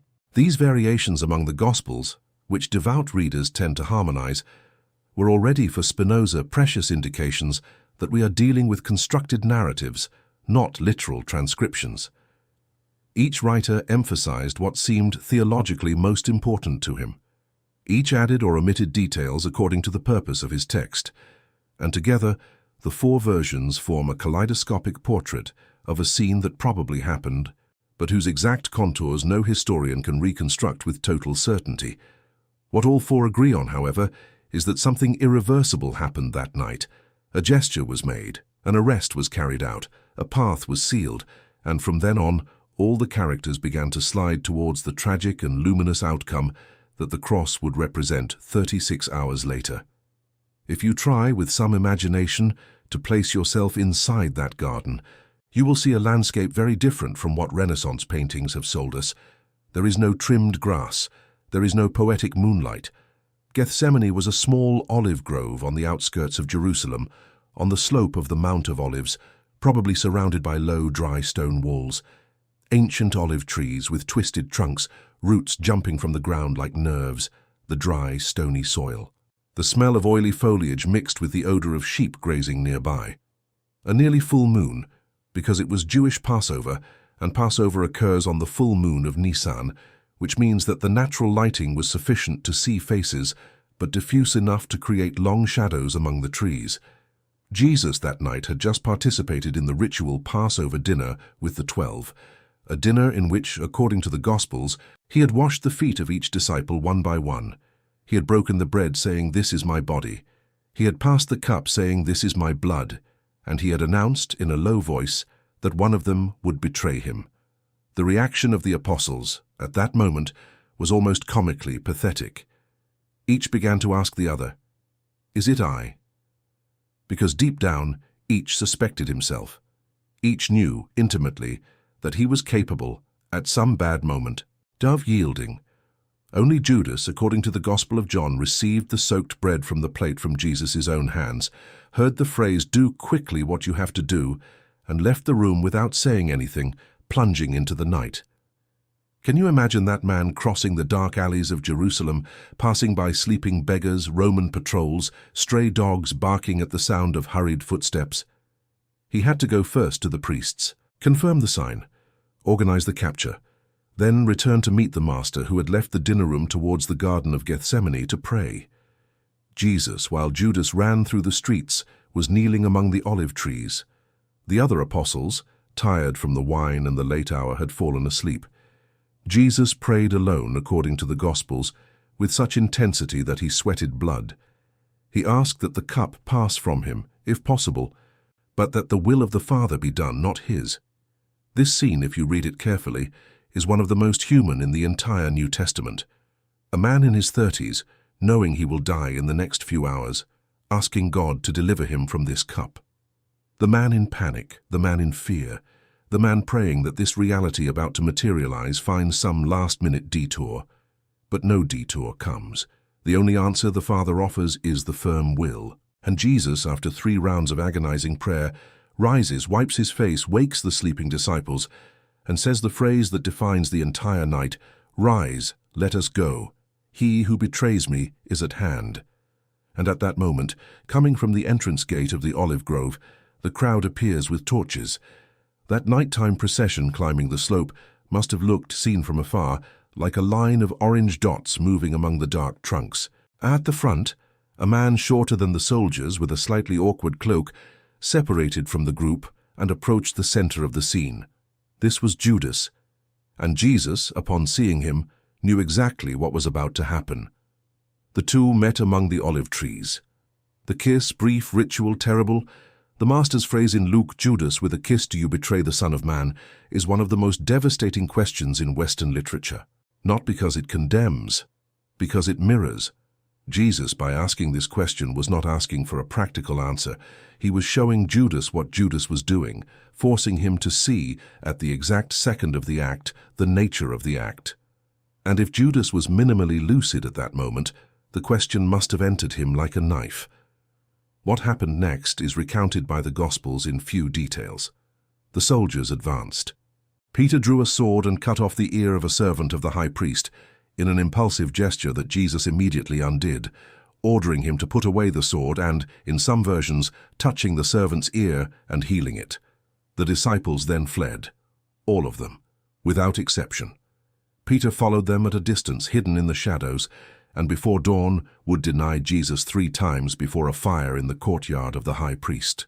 The others scattered throughout the city, trembling with fear, and Jesus was led by the crowd back to the outskirts of Jerusalem, towards the house of Annas, then to Caiaphas's, where the hurried trial would begin before the sun rose. And Judas? Judas disappears from the narratives for a few hours. The Gospels do not say where he was, what he did, with whom he spoke. It is total silence. And it is precisely within this silence that Spinoza's imagination can work. Imagine a man who has just done what he had planned and who suddenly realizes that he did not know what he was planning. Imagine a man who, perhaps, had hoped that the Master would escape from the soldiers by a miracle, or that, pressured by the priests, he would finally reveal his messianic identity and initiate the revolution that Judas desired. Imagine the slowness with which this expectation was being dismantled in the hours that followed, as Judas heard, perhaps still on the periphery of the crowd, that the Master was not resisting, that he was not defending himself, that he was allowing the guards to whip him, that he was responding in silence to the questions of the high priest. Imagine the hole opening inside that man's chest as morning approached. The sun was already rising over Jerusalem, tinting the ancient wall stones with pale pink, when Judas, according to the Gospel of Matthew, ran back to the temple. He carried with him the little bag with the 30 pieces of silver that the priests had paid. He wanted to return it. He wanted to undo it. He wanted, perhaps, to convince the priests to release the Master. He entered the temple courtyard and began to shout. "I have sinned," he said, "betraying innocent blood." The priests, impassive, replied that this was not their problem, that Judas should deal with his own conscience. The innocent blood was his doing, not theirs. They had paid. They had gotten the man they wanted. The transaction was closed.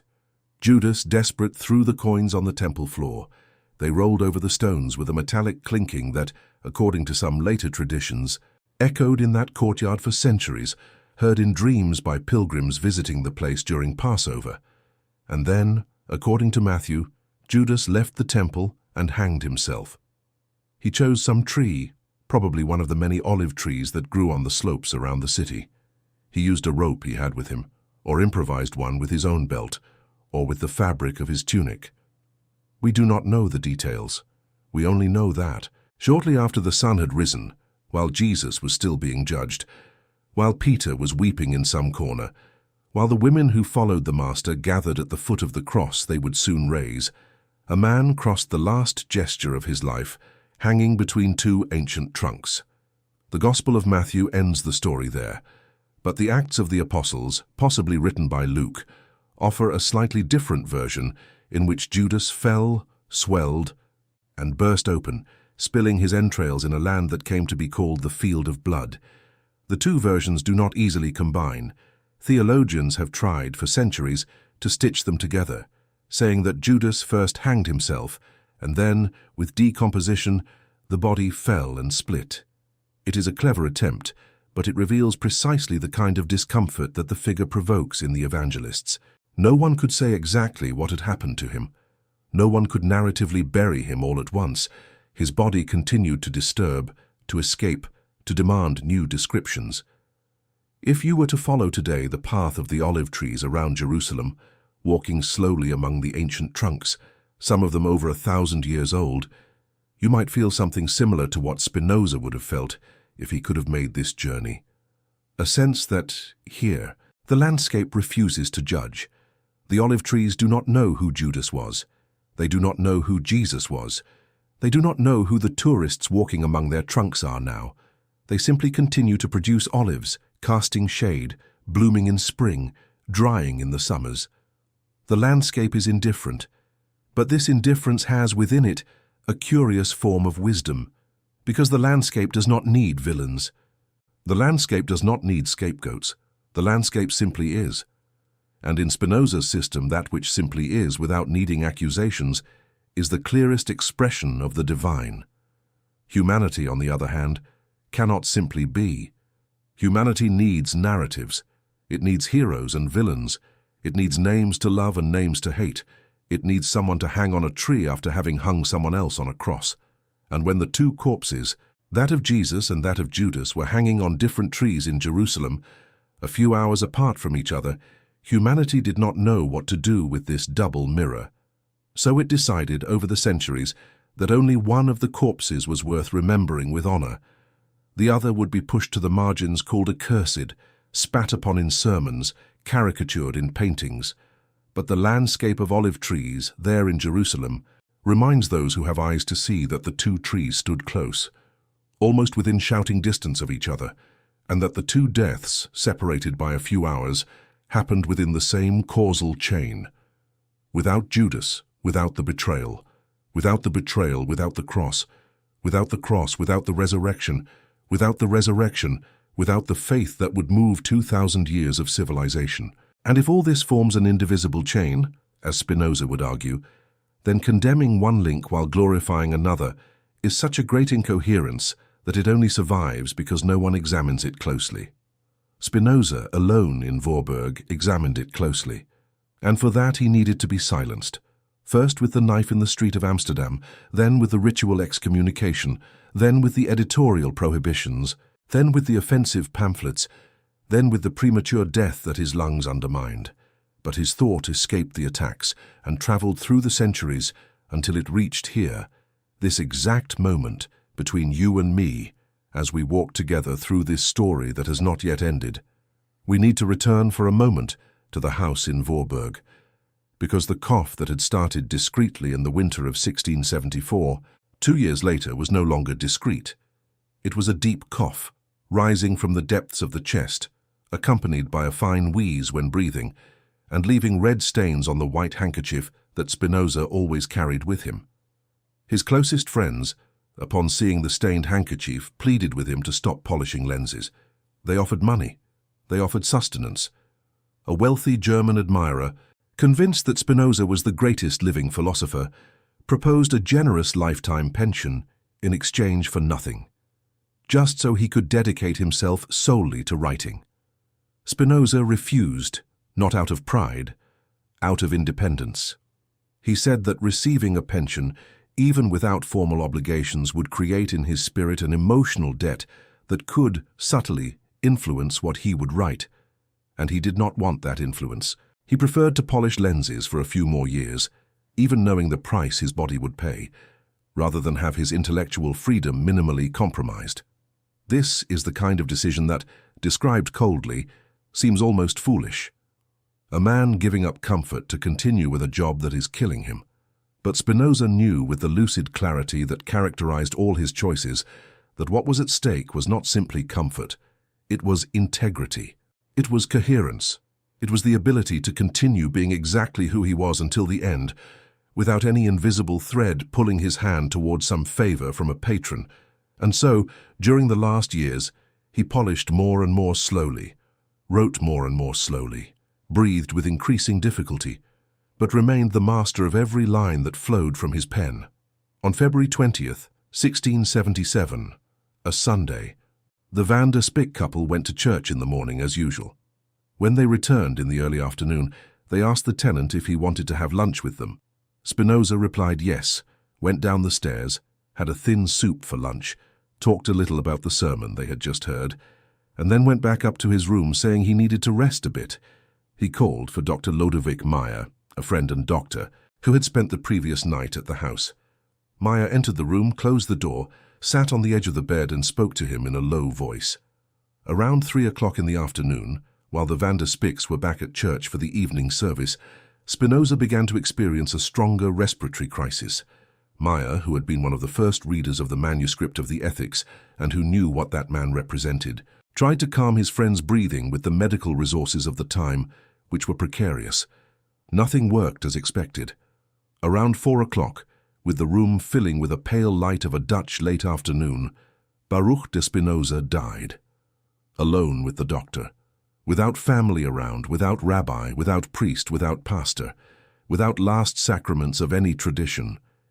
He died as he had lived for the last 21 years, in dignified solitude, within his own thought, without concessions to any orthodoxy.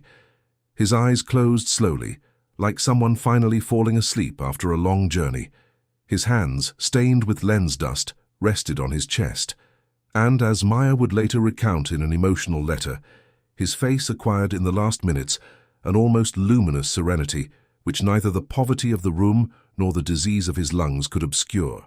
When the Van der Spyks returned from church and learned of it, they remained silent for a long time. Then they took care of the body. They notified the closest friends. They arranged a modest burial, which took place 4 days later at the Nieuwe Kerk cemetery in The Hague. Since Spinoza did not officially belong to any religious denomination, the burial was conducted in a sort of neutral ground. A few dozen people attended, a mix of collegians, Cartesianists, dissident Christians, secret Jews who had maintained clandestine correspondence with him over the years. No official speech was made. No ritual prayer was pronounced. The coffin was lowered into the ground in silence. The earth was covered slowly, shovel after shovel. The widow Van der Spyk, while inventorying the tenant's belongings in the following weeks, found almost nothing. 24 books, the polishing tools, some notebooks, old clothes, and a locked wooden box with precise instructions on what to do with its contents. This box was transported, according to previously agreed plans, to Amsterdam, where a group of loyal friends opened it in secrecy. Inside was the complete manuscript of the Ethics, along with some minor treatises and a large volume of correspondence.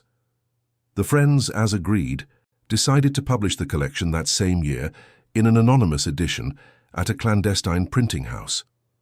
In November of 1677, 9 months after the author's death, the first copies of the Ethics began to circulate throughout Europe.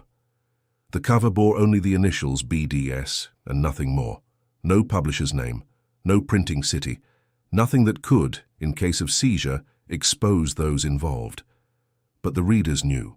In just a few weeks the book was already being discussed, commented on, cursed, banned, praised, hand-copied, translated in secret, and the silence that had surrounded the discreet death in Voorburg was replaced by a growing roar that, little by little, would transform into the strangest and most fruitful posthumous reputation of Western philosophy. Today, if you visit The Hague, you will find a small statue of Spinoza in a side square, near the place where he last lived. The bronze shows him standing, with an open book in his hands, his hair slightly in the wind, his eyes lowered as if reading his own work.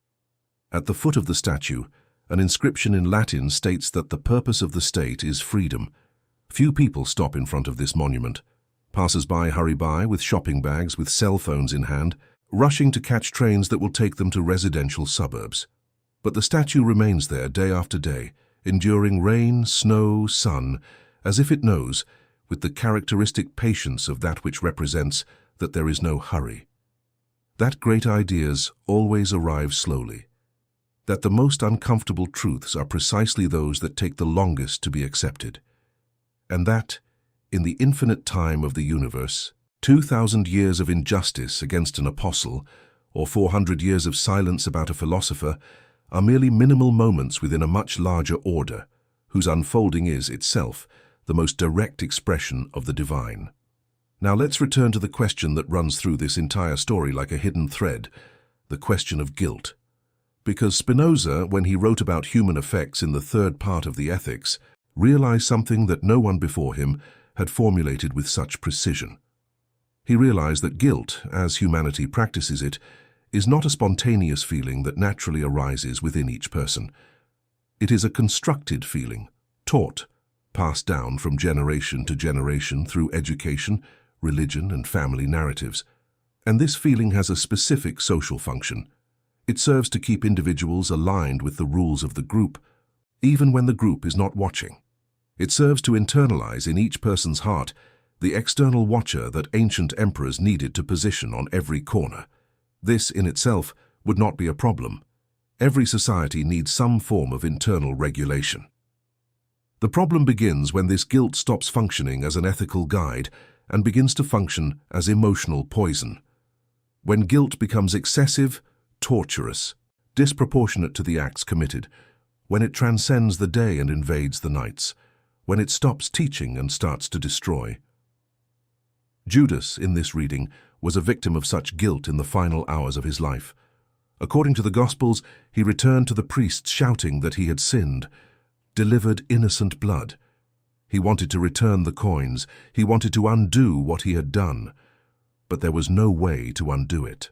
The act was already in the world, and faced with the impossibility of undoing it, the only escape his conscience found was to destroy his own body. Think about that for a second. A man kills himself because the guilt exceeds his capacity to continue existing. This is not divine justice. This is extreme human suffering, so extreme that it should provoke in any sensitive observer a response of compassion.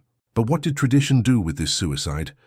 Turned it into confirmation of evil, said that Judas killed himself because he was irredeemably wicked, said it was the last act of a soul condemned from the beginning, said that his despair was proof of his inhumanity. Spinoza would look at this interpretation and shake his head with sadness, because there is a double violence in it, the violence of pushing the man to suicide, and the violence of, after the suicide, transforming him into a monster to justify the first push. The guilt that killed Judas did not arise from him. It was born outside of him. It was born from the priests who bought the betrayal and then washed their hands. It was born from the religious system that needed a scapegoat to close the narrative. It was born perhaps from the very look that Jesus returned to him in the garden when he asked Judas with a kiss, "Do you betray the Son of Man?" That look, laden with compassion and pain, may have functioned paradoxically as a stab in the apostle's conscience. Not because Jesus intended to hurt him, but because love is sometimes harder to bear than hatred. When someone you have hurt responds to your gesture with hatred, you can defend yourself. You can build justifications. You can convince yourself that the other deserved it. But when someone you have hurt responds to your gesture with love, all defenses fall. You are left alone before your own act, with no possible emotional protection. And if the act was great, if the wound was deep, the weight may be more than the soul can bear. It is possible that this is what happened to Judas. Jesus' loving response in the midst of betrayal annihilated him, not the hatred of the other apostles, not the disapproval of the priests, who did not even care about him. The love of that man he had just betrayed. That love killed him, and the church, for 2,000 years, could not process this. Because processing this would mean admitting that Jesus himself, with his love, involuntarily participated in Judas's tragic fate. It would mean admitting that the Master's compassion, far from saving, may have pushed. It would mean placing within the sacred narrative an emotional complexity that traditional theology does not know how to handle. So it preferred to simplify. It preferred to say that Judas was evil, that he freely chose evil, that he deserved hell. To simplify, Spinoza would say, is the intellectual sin par excellence. It is refusing to see the multiple causes that produce any human event. It is reducing complexity to the binary. And every time we simplify like this, we are unknowingly feeding the scapegoat mechanism that keeps communities addicted to blame. There is a question that sooner or later needs to be asked in this story. If Spinoza was right, if Judas was a necessary piece of a larger causal chain, why did the Church build an entire theology in the opposite direction? Why 2,000 years of doctrine insisting on free will, personal guilt, eternal hell? They were not foolish theologians. They were not inattentive thinkers. Augustine, Thomas Aquinas, Bonaventure, none of them were intellectually inferior to the lens polisher of Warburg. So why this enormous distance between what they built and what Spinoza dismantled? The answer, if you look honestly, has less to do with philosophy and more to do with politics. An institution that supports millions of faithful, that maintains palaces, that crowns kings, that collects tithes, that employs armies of clerics, needs a doctrinal structure that justifies its existence. It needs the faithful to believe that they depend on it for salvation. It needs the fear of hell to be a daily, vivid, concrete experience. Because without that fear, no one would pay for ordered masses, no one would buy indulgences, no one would make expensive pilgrimages to distant shrines, no one would submit to the authority of priests. The theology of free will and eternal hell is, first and foremost, not a philosophical conclusion. It is an economic and political infrastructure disguised as revealed truth. You need to believe that your soul is in permanent danger to need the Church.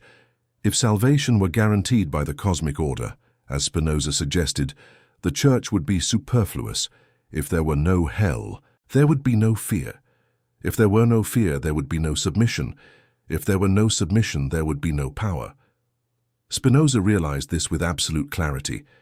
In the Theological-political treatise, he wrote in practically explicit terms that institutionalized religions tend to use fear as a tool of control. Not all religions at all times, it is fair to say. But religions, when they become state, when they gain swords, when they administer bonfires, when they collect taxes, those religions almost inevitably transform the divine into an instrument of domination. And the main fuel of this engine of domination is precisely the figure of the scapegoat. Because the scapegoat serves two simultaneous functions. First, it channels collective violence outward, preventing it from turning against the group's own authorities. Second, it establishes a moral contrast between the scapegoat and the faithful, allowing the latter to feel virtuous, simply for not being that. Judas served these two functions perfectly. He channeled the anger that the early Christians felt for the Master's death into a specific figure who could be hated without political cost.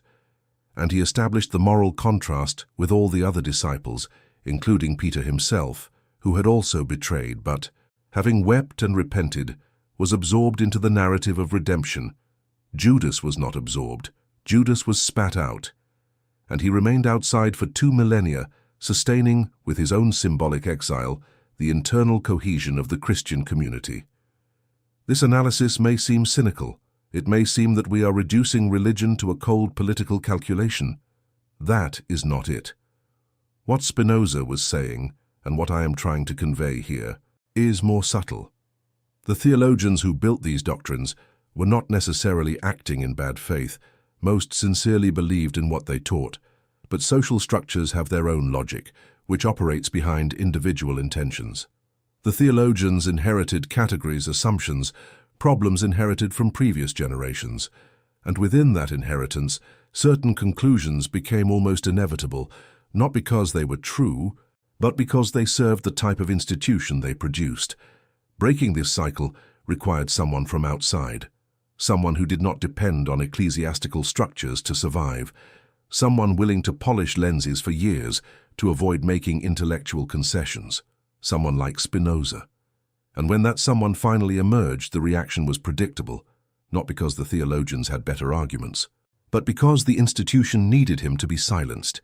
If his arguments circulated freely, the whole castle would begin to crack. That is why the Theological-political treatise was banned in almost all of Europe, even in Protestant regions that prided themselves on their relative freedom. That is why the Ethics was published in secret and distributed clandestinely. That is why the name Spinoza became synonymous with blasphemy for over a century. Only in the late 18th century, with the Enlightenment movement already in full swing, did his ideas begin to be openly revisited, and even then with resistance. Even today, in some religious traditions, his name is mentioned with suspicion. Even today, in some parts of the world, teaching Spinoza in schools provokes defensive reactions, because what he wrote remains, 400 years later, uncomfortable for any institution that lives off the administration of fear, and this tells us a lot about the time we live in. Now I need you to accompany me in a slightly more intimate reflection, because up to this point we have talked about Judas, we have talked about Spinoza, we have talked about the church, we have talked about history, but all of this at its core serves a larger question, which is not about any of these distant characters. It is about you. How many Judases have you constructed in your life? Think about it calmly. You don't need to answer out loud. You don't need to tell anyone. Just allow yourself for a minute to look back and identify the figures that, at different stages of your existence, served for you as scapegoats. The ex-husband or ex-wife to whom you attributed all the blame for the failure of the relationship, sparing yourself from examining your own participation. The father or mother on whom you poured the frustrations of childhood as if they were the only ones responsible for everything that went wrong. The friend who distanced himself and became, in your internal narrative, a traitor, when in fact you both had grown in different directions. The co-worker who was promoted in your place and whom you projected images of opportunism and dishonesty. The politician on whom you concentrate all your hatred for the country's direction as if the complexity of an entire nation could be reduced to a single guilty face. We all do this. It is not individual moral weakness. It is the spontaneous functioning of a mind that seeks to simplify the world. Because understanding the real causes is difficult. It takes time, patience, humility, a willingness to accept that the guilty are many and that we are among them.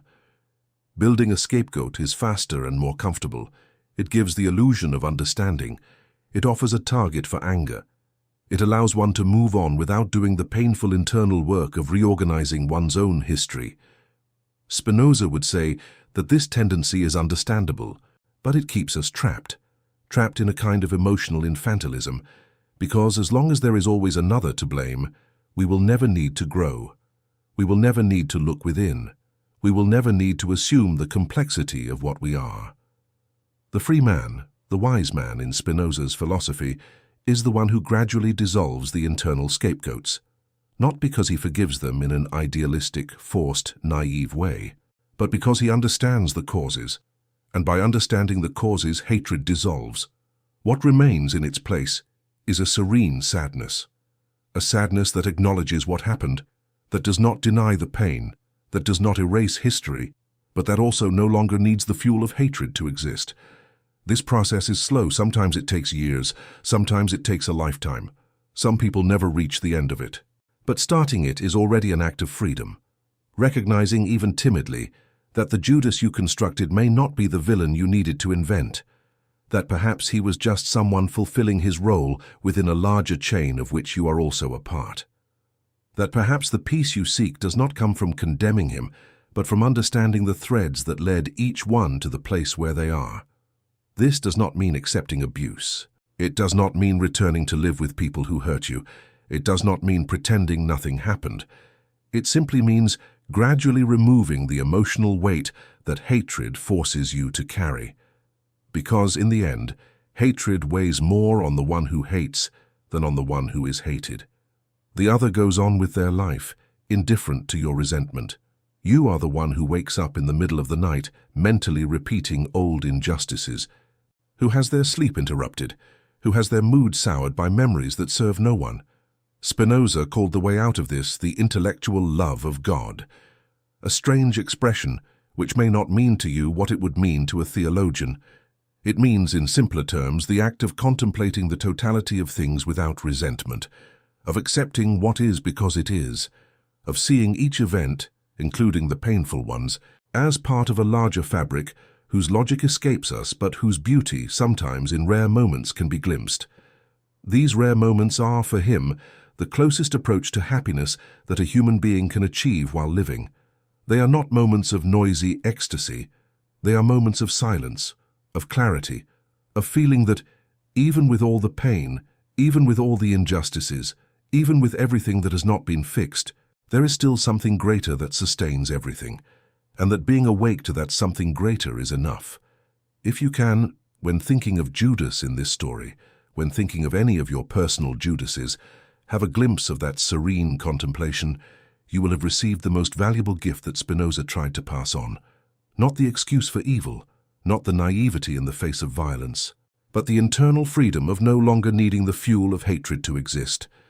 And this freedom, once experienced, even if for just a few seconds, changes the way you walk through the world. Because you discover that you can live without villains, that you can exist without needing to blame anyone, that you can love life as it is, with its complications, with its apparent injustices, with its incomplete endings, and that this deep acceptance is what the ancients called wisdom. Now let's return to a scene that has been suspended, the scene of the room in Vorburg, with Spinoza's body still on the bed, with Dr. Meyer beside him, with the pale light of a Dutch late afternoon coming through the window. Because this scene, seemingly concluded, still has something to tell us. Meyer, according to later reports, was alone with his friend's body for a few hours. The Van der Spix had not yet returned from church. The house was silent, and the doctor, who had just witnessed the death of the man he considered the greatest philosopher of his time, sat in a chair by the bed and began to cry. He did not cry loudly. He did not cry dramatically. He cried softly, with his face resting in his hands, as if needing to release an emotion that had been trapped for months, perhaps years, in the face of the inevitability of that outcome. Meyer cried for two reasons. The first, personal, because he had lost a dear friend, someone with whom he had spent hundreds of hours discussing philosophy, medicine, politics, optics. The second, historical, because he knew he was in the room where one of the most intellectually important lives of his century had just ended, and that very few people in the world realized the magnitude of that at that exact moment. After crying, Meyer got up, adjusted his friend's shirt, carefully closed his eyes, and crossed his hands over his chest. And before the Van der Spix arrived, he opened the drawer of the small desk and took out a leather folder that Spinoza had kept for him. Inside the folder were handwritten instructions on what to do with the manuscript of the Ethics, about which friends should be sought in Amsterdam, about how to proceed to ensure that the posthumous publication was done in secret and distributed only to trusted readers. Meyer put the folder in the inner pocket of his coat. It was later discovered, while reading private letters, that he trembled while doing this, fearing that someone would see him, because carrying those papers through 17th century Holland was, literally, carrying intellectual dynamite. But Meyer carried on, and the other friends carried on after him, and the manuscript crossed canals, went over bridges, passed through coachmen and inns, until it reached the clandestine printing house where it would be printed. Each person in this chain knew the risk. Each person could have given up. None did. Because all of them, in some way, had been touched by that small, silent, poor man with sick lungs, and felt they owed him at least the guarantee that his thought would not die with his body. This silent solidarity, this pact among strangers who knew each other only through admiration for the same philosopher, is one of the most beautiful and least told stories of the European Enlightenment. Because without it, without those people willing to risk their own reputation and safety for a book, the Ethics might have disappeared, or appeared decades later, in partial form crossed by censorship, disfigured by interpretations. The complete version that reached us, this entire version that you find today in any good bookstore, arrived because a group of friends, shortly after the author's death, decided that the risk was worth it. Think about it. Think about the number of important books that have existed and disappeared throughout human history, because they did not have that network of solidarity. Think of the manuscripts burned by indifferent heirs. Think of the works lost in library fires, in shipwrecks, in Inquisition seizures. Think of everything humanity would have written and could not preserve, and understand that every book that reaches us arrives because, at some point, someone decided it was worth saving. The ethics only arrived because Meyer and the others decided to save it. And now, 400 years later, you are hearing a story that exists only because that silent pact was fulfilled. What Spinoza thought about Judas, what he thought about guilt, what he thought about freedom, has reached you through a chain of people who risked something for it to arrive. You do not know the names of most of them. Some are in the history of philosophy books, others were never recorded, but all of them together form a kind of invisible community that spans the centuries, dedicated to protecting ideas that certain institutions would like to erase. This invisible community still exists today. It includes the teachers who teach Spinoza even in hostile contexts, the publishers who continue to print his works, the translators who bring his text into new languages, the students who dedicate years of their lives to understanding a single proposition from the ethics, the podcasters, the YouTubers, the ordinary people who, without academic training, decide to tell these stories to new audiences. Each of these links, no matter how modest, is part of the same network that began in that room in Voorburg in 1677. And you, at this very moment, are also participating, because by listening to this story, by allowing it to enter you, by sharing it with someone close, you extend the chain by one more link. You ensure that the thought of that small, poor, sick man continues to live for a few more decades. You prevent him from being forgotten in the noise of the world. This is no small thing. At a time when human attention is increasingly fragmented, when social networks push us towards shorter and emptier content, when thinking for more than 30 seconds in a row has become an almost countercultural act, you, by lingering for almost an entire hour on a story about 17th century philosophy, are doing something that few allow themselves to do. You are honoring that chain. You are unknowingly thanking the people who made it possible for this story to reach you. Spinoza, if he could see, would smile discreetly, not with vanity, with the silent satisfaction of someone who realizes that the work of a lifetime, despite all adversities, found hands willing to continue it. It is time to return to the garden. One last time. Imagine that you could walk alone through Gethsemane on any night of the year, not on the night of the arrest, a common night, without soldiers, without torches, without drama. Just you, the ancient olive trees, the Dutch moon that never made it there, but which now in this narrative we can borrow from the sky of Voorburg to illuminate the grey leaves of the olive grove. You walk among the twisted trunks. You run your hand over one of the roots that spring from the dry soil, and suddenly, in a corner of the garden, you see a figure sitting on a stone. A small, hunched figure with its face in its hands. You approach. The figure lifts its eyes. It is Judas. Not the Judas of paintings with disheveled red hair and animalistic features. A common man, dark-haired, tired, with deep-set eyes, with a short and uneven beard. A man who could be your neighbor in the apartment building where you live. A man who, in any cafe, would go unnoticed. He looks at you, and you, in a first reflex, feel that ancient impulse, that impulse inherited from 2,000 years of catechesis, to want to spit, to want to recoil, to want to condemn. But then something in you, perhaps fed by this long conversation we have had so far, makes the impulse suspend. You stand still, you look back at that man, and instead of speaking, you just listen. He does not defend himself. He does not ask for forgiveness. He does not explain. He just speaks softly, as if telling something to himself. He says he thought he was doing the right thing, that he loved the Master more than any of the other apostles imagined, that he imagined, calculated, bet, erred, that he did not know that the kiss would be the last gesture of affection he would exchange with that man, that if he had known, he would have kissed more slowly. He would have lingered on the cheek. He would have forever held on his lips' skin the temperature of that face. He also says that he cannot bear to think of Peter, because Peter denied 3 times and was forgiven. He delivered once and was cursed. He does not understand the difference. Perhaps there is no real difference, he says, just the difference of narrative chance, of the fact that Peter survived the night with his nerves intact and he could not. Peter cried and became a saint. He hanged himself and became a demon. But both gestures deep down arose from the same fear. You continue listening, And gradually you realize that you are not facing a monster. You are facing a ruined human being, a human being who made a terrible mistake, who paid for that mistake with his life, and who, after death, continued to be punished for 2,000 years by the collective imagination of humanity.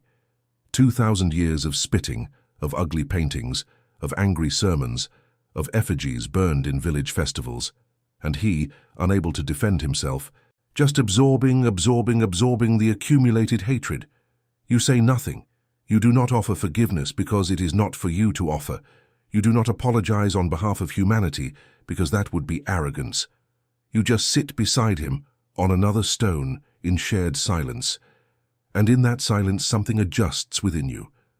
Something ancient that you carried without knowing you were carrying begins to loosen.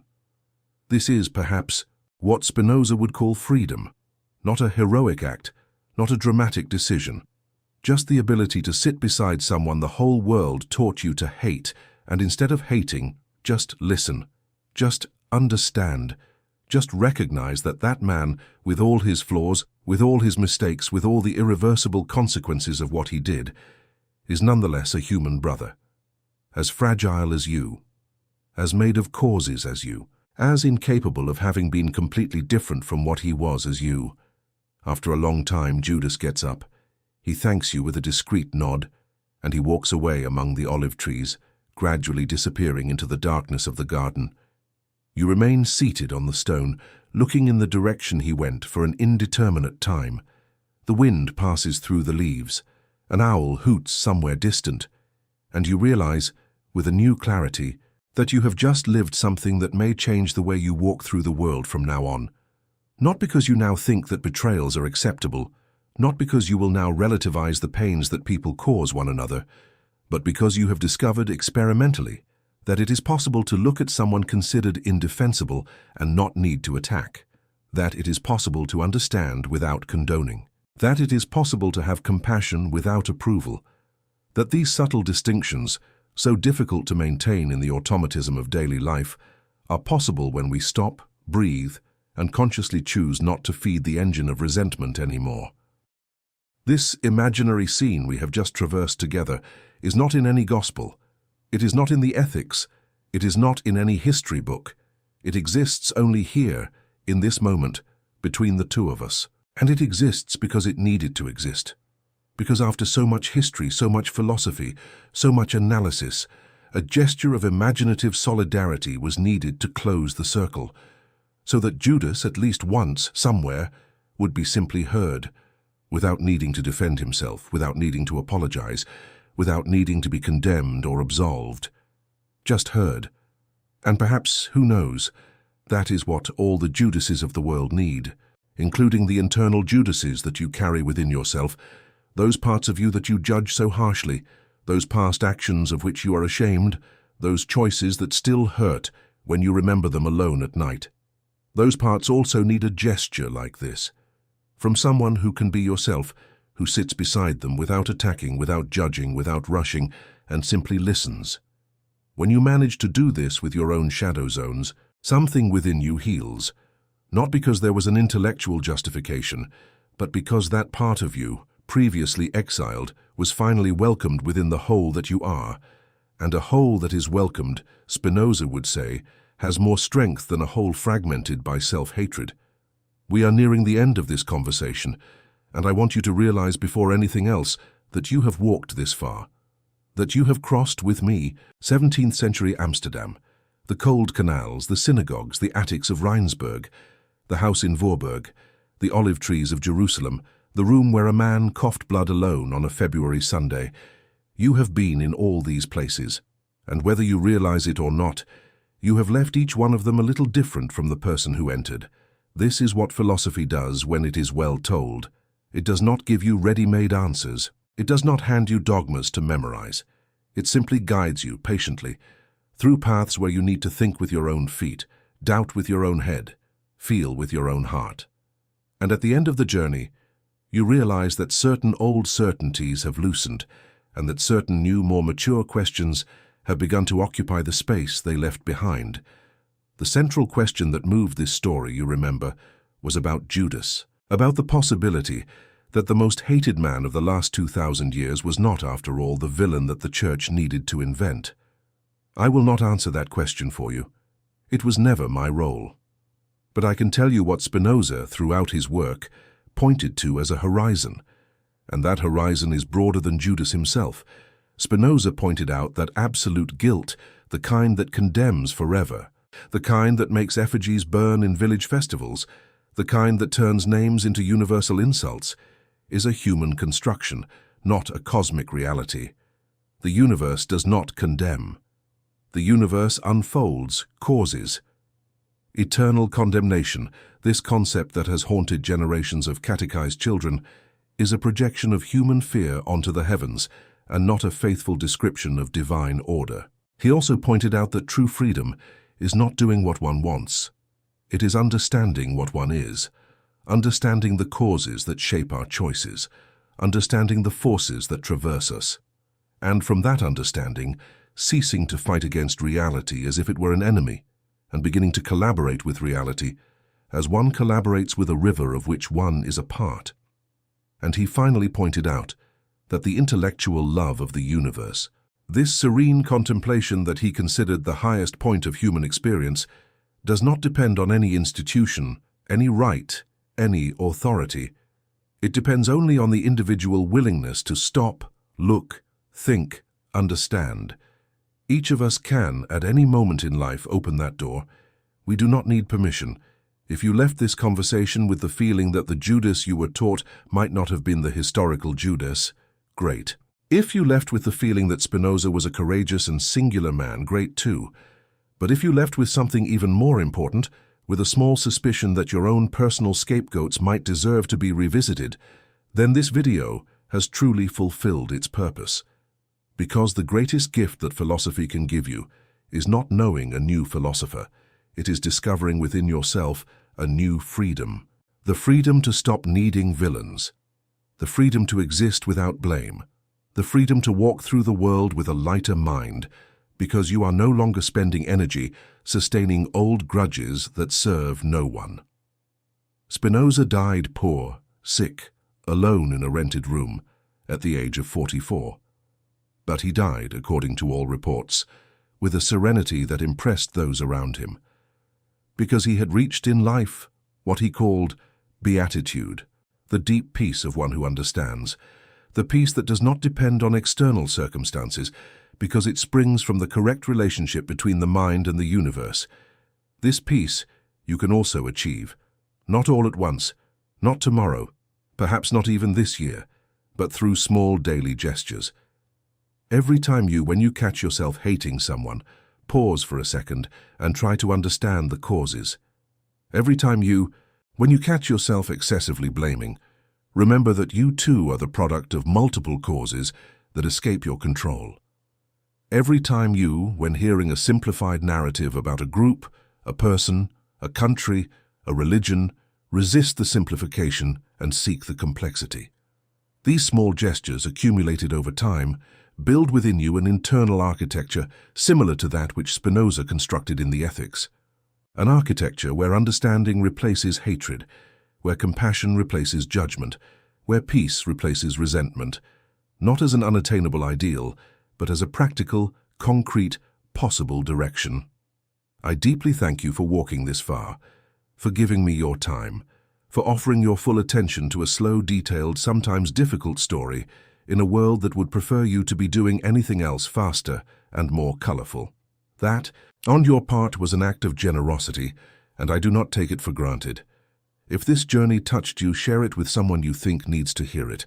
Leave a comment telling how you felt, which parts marked you the most, which internal Judases you discovered while listening. And if you haven't subscribed to the channel yet, subscribe.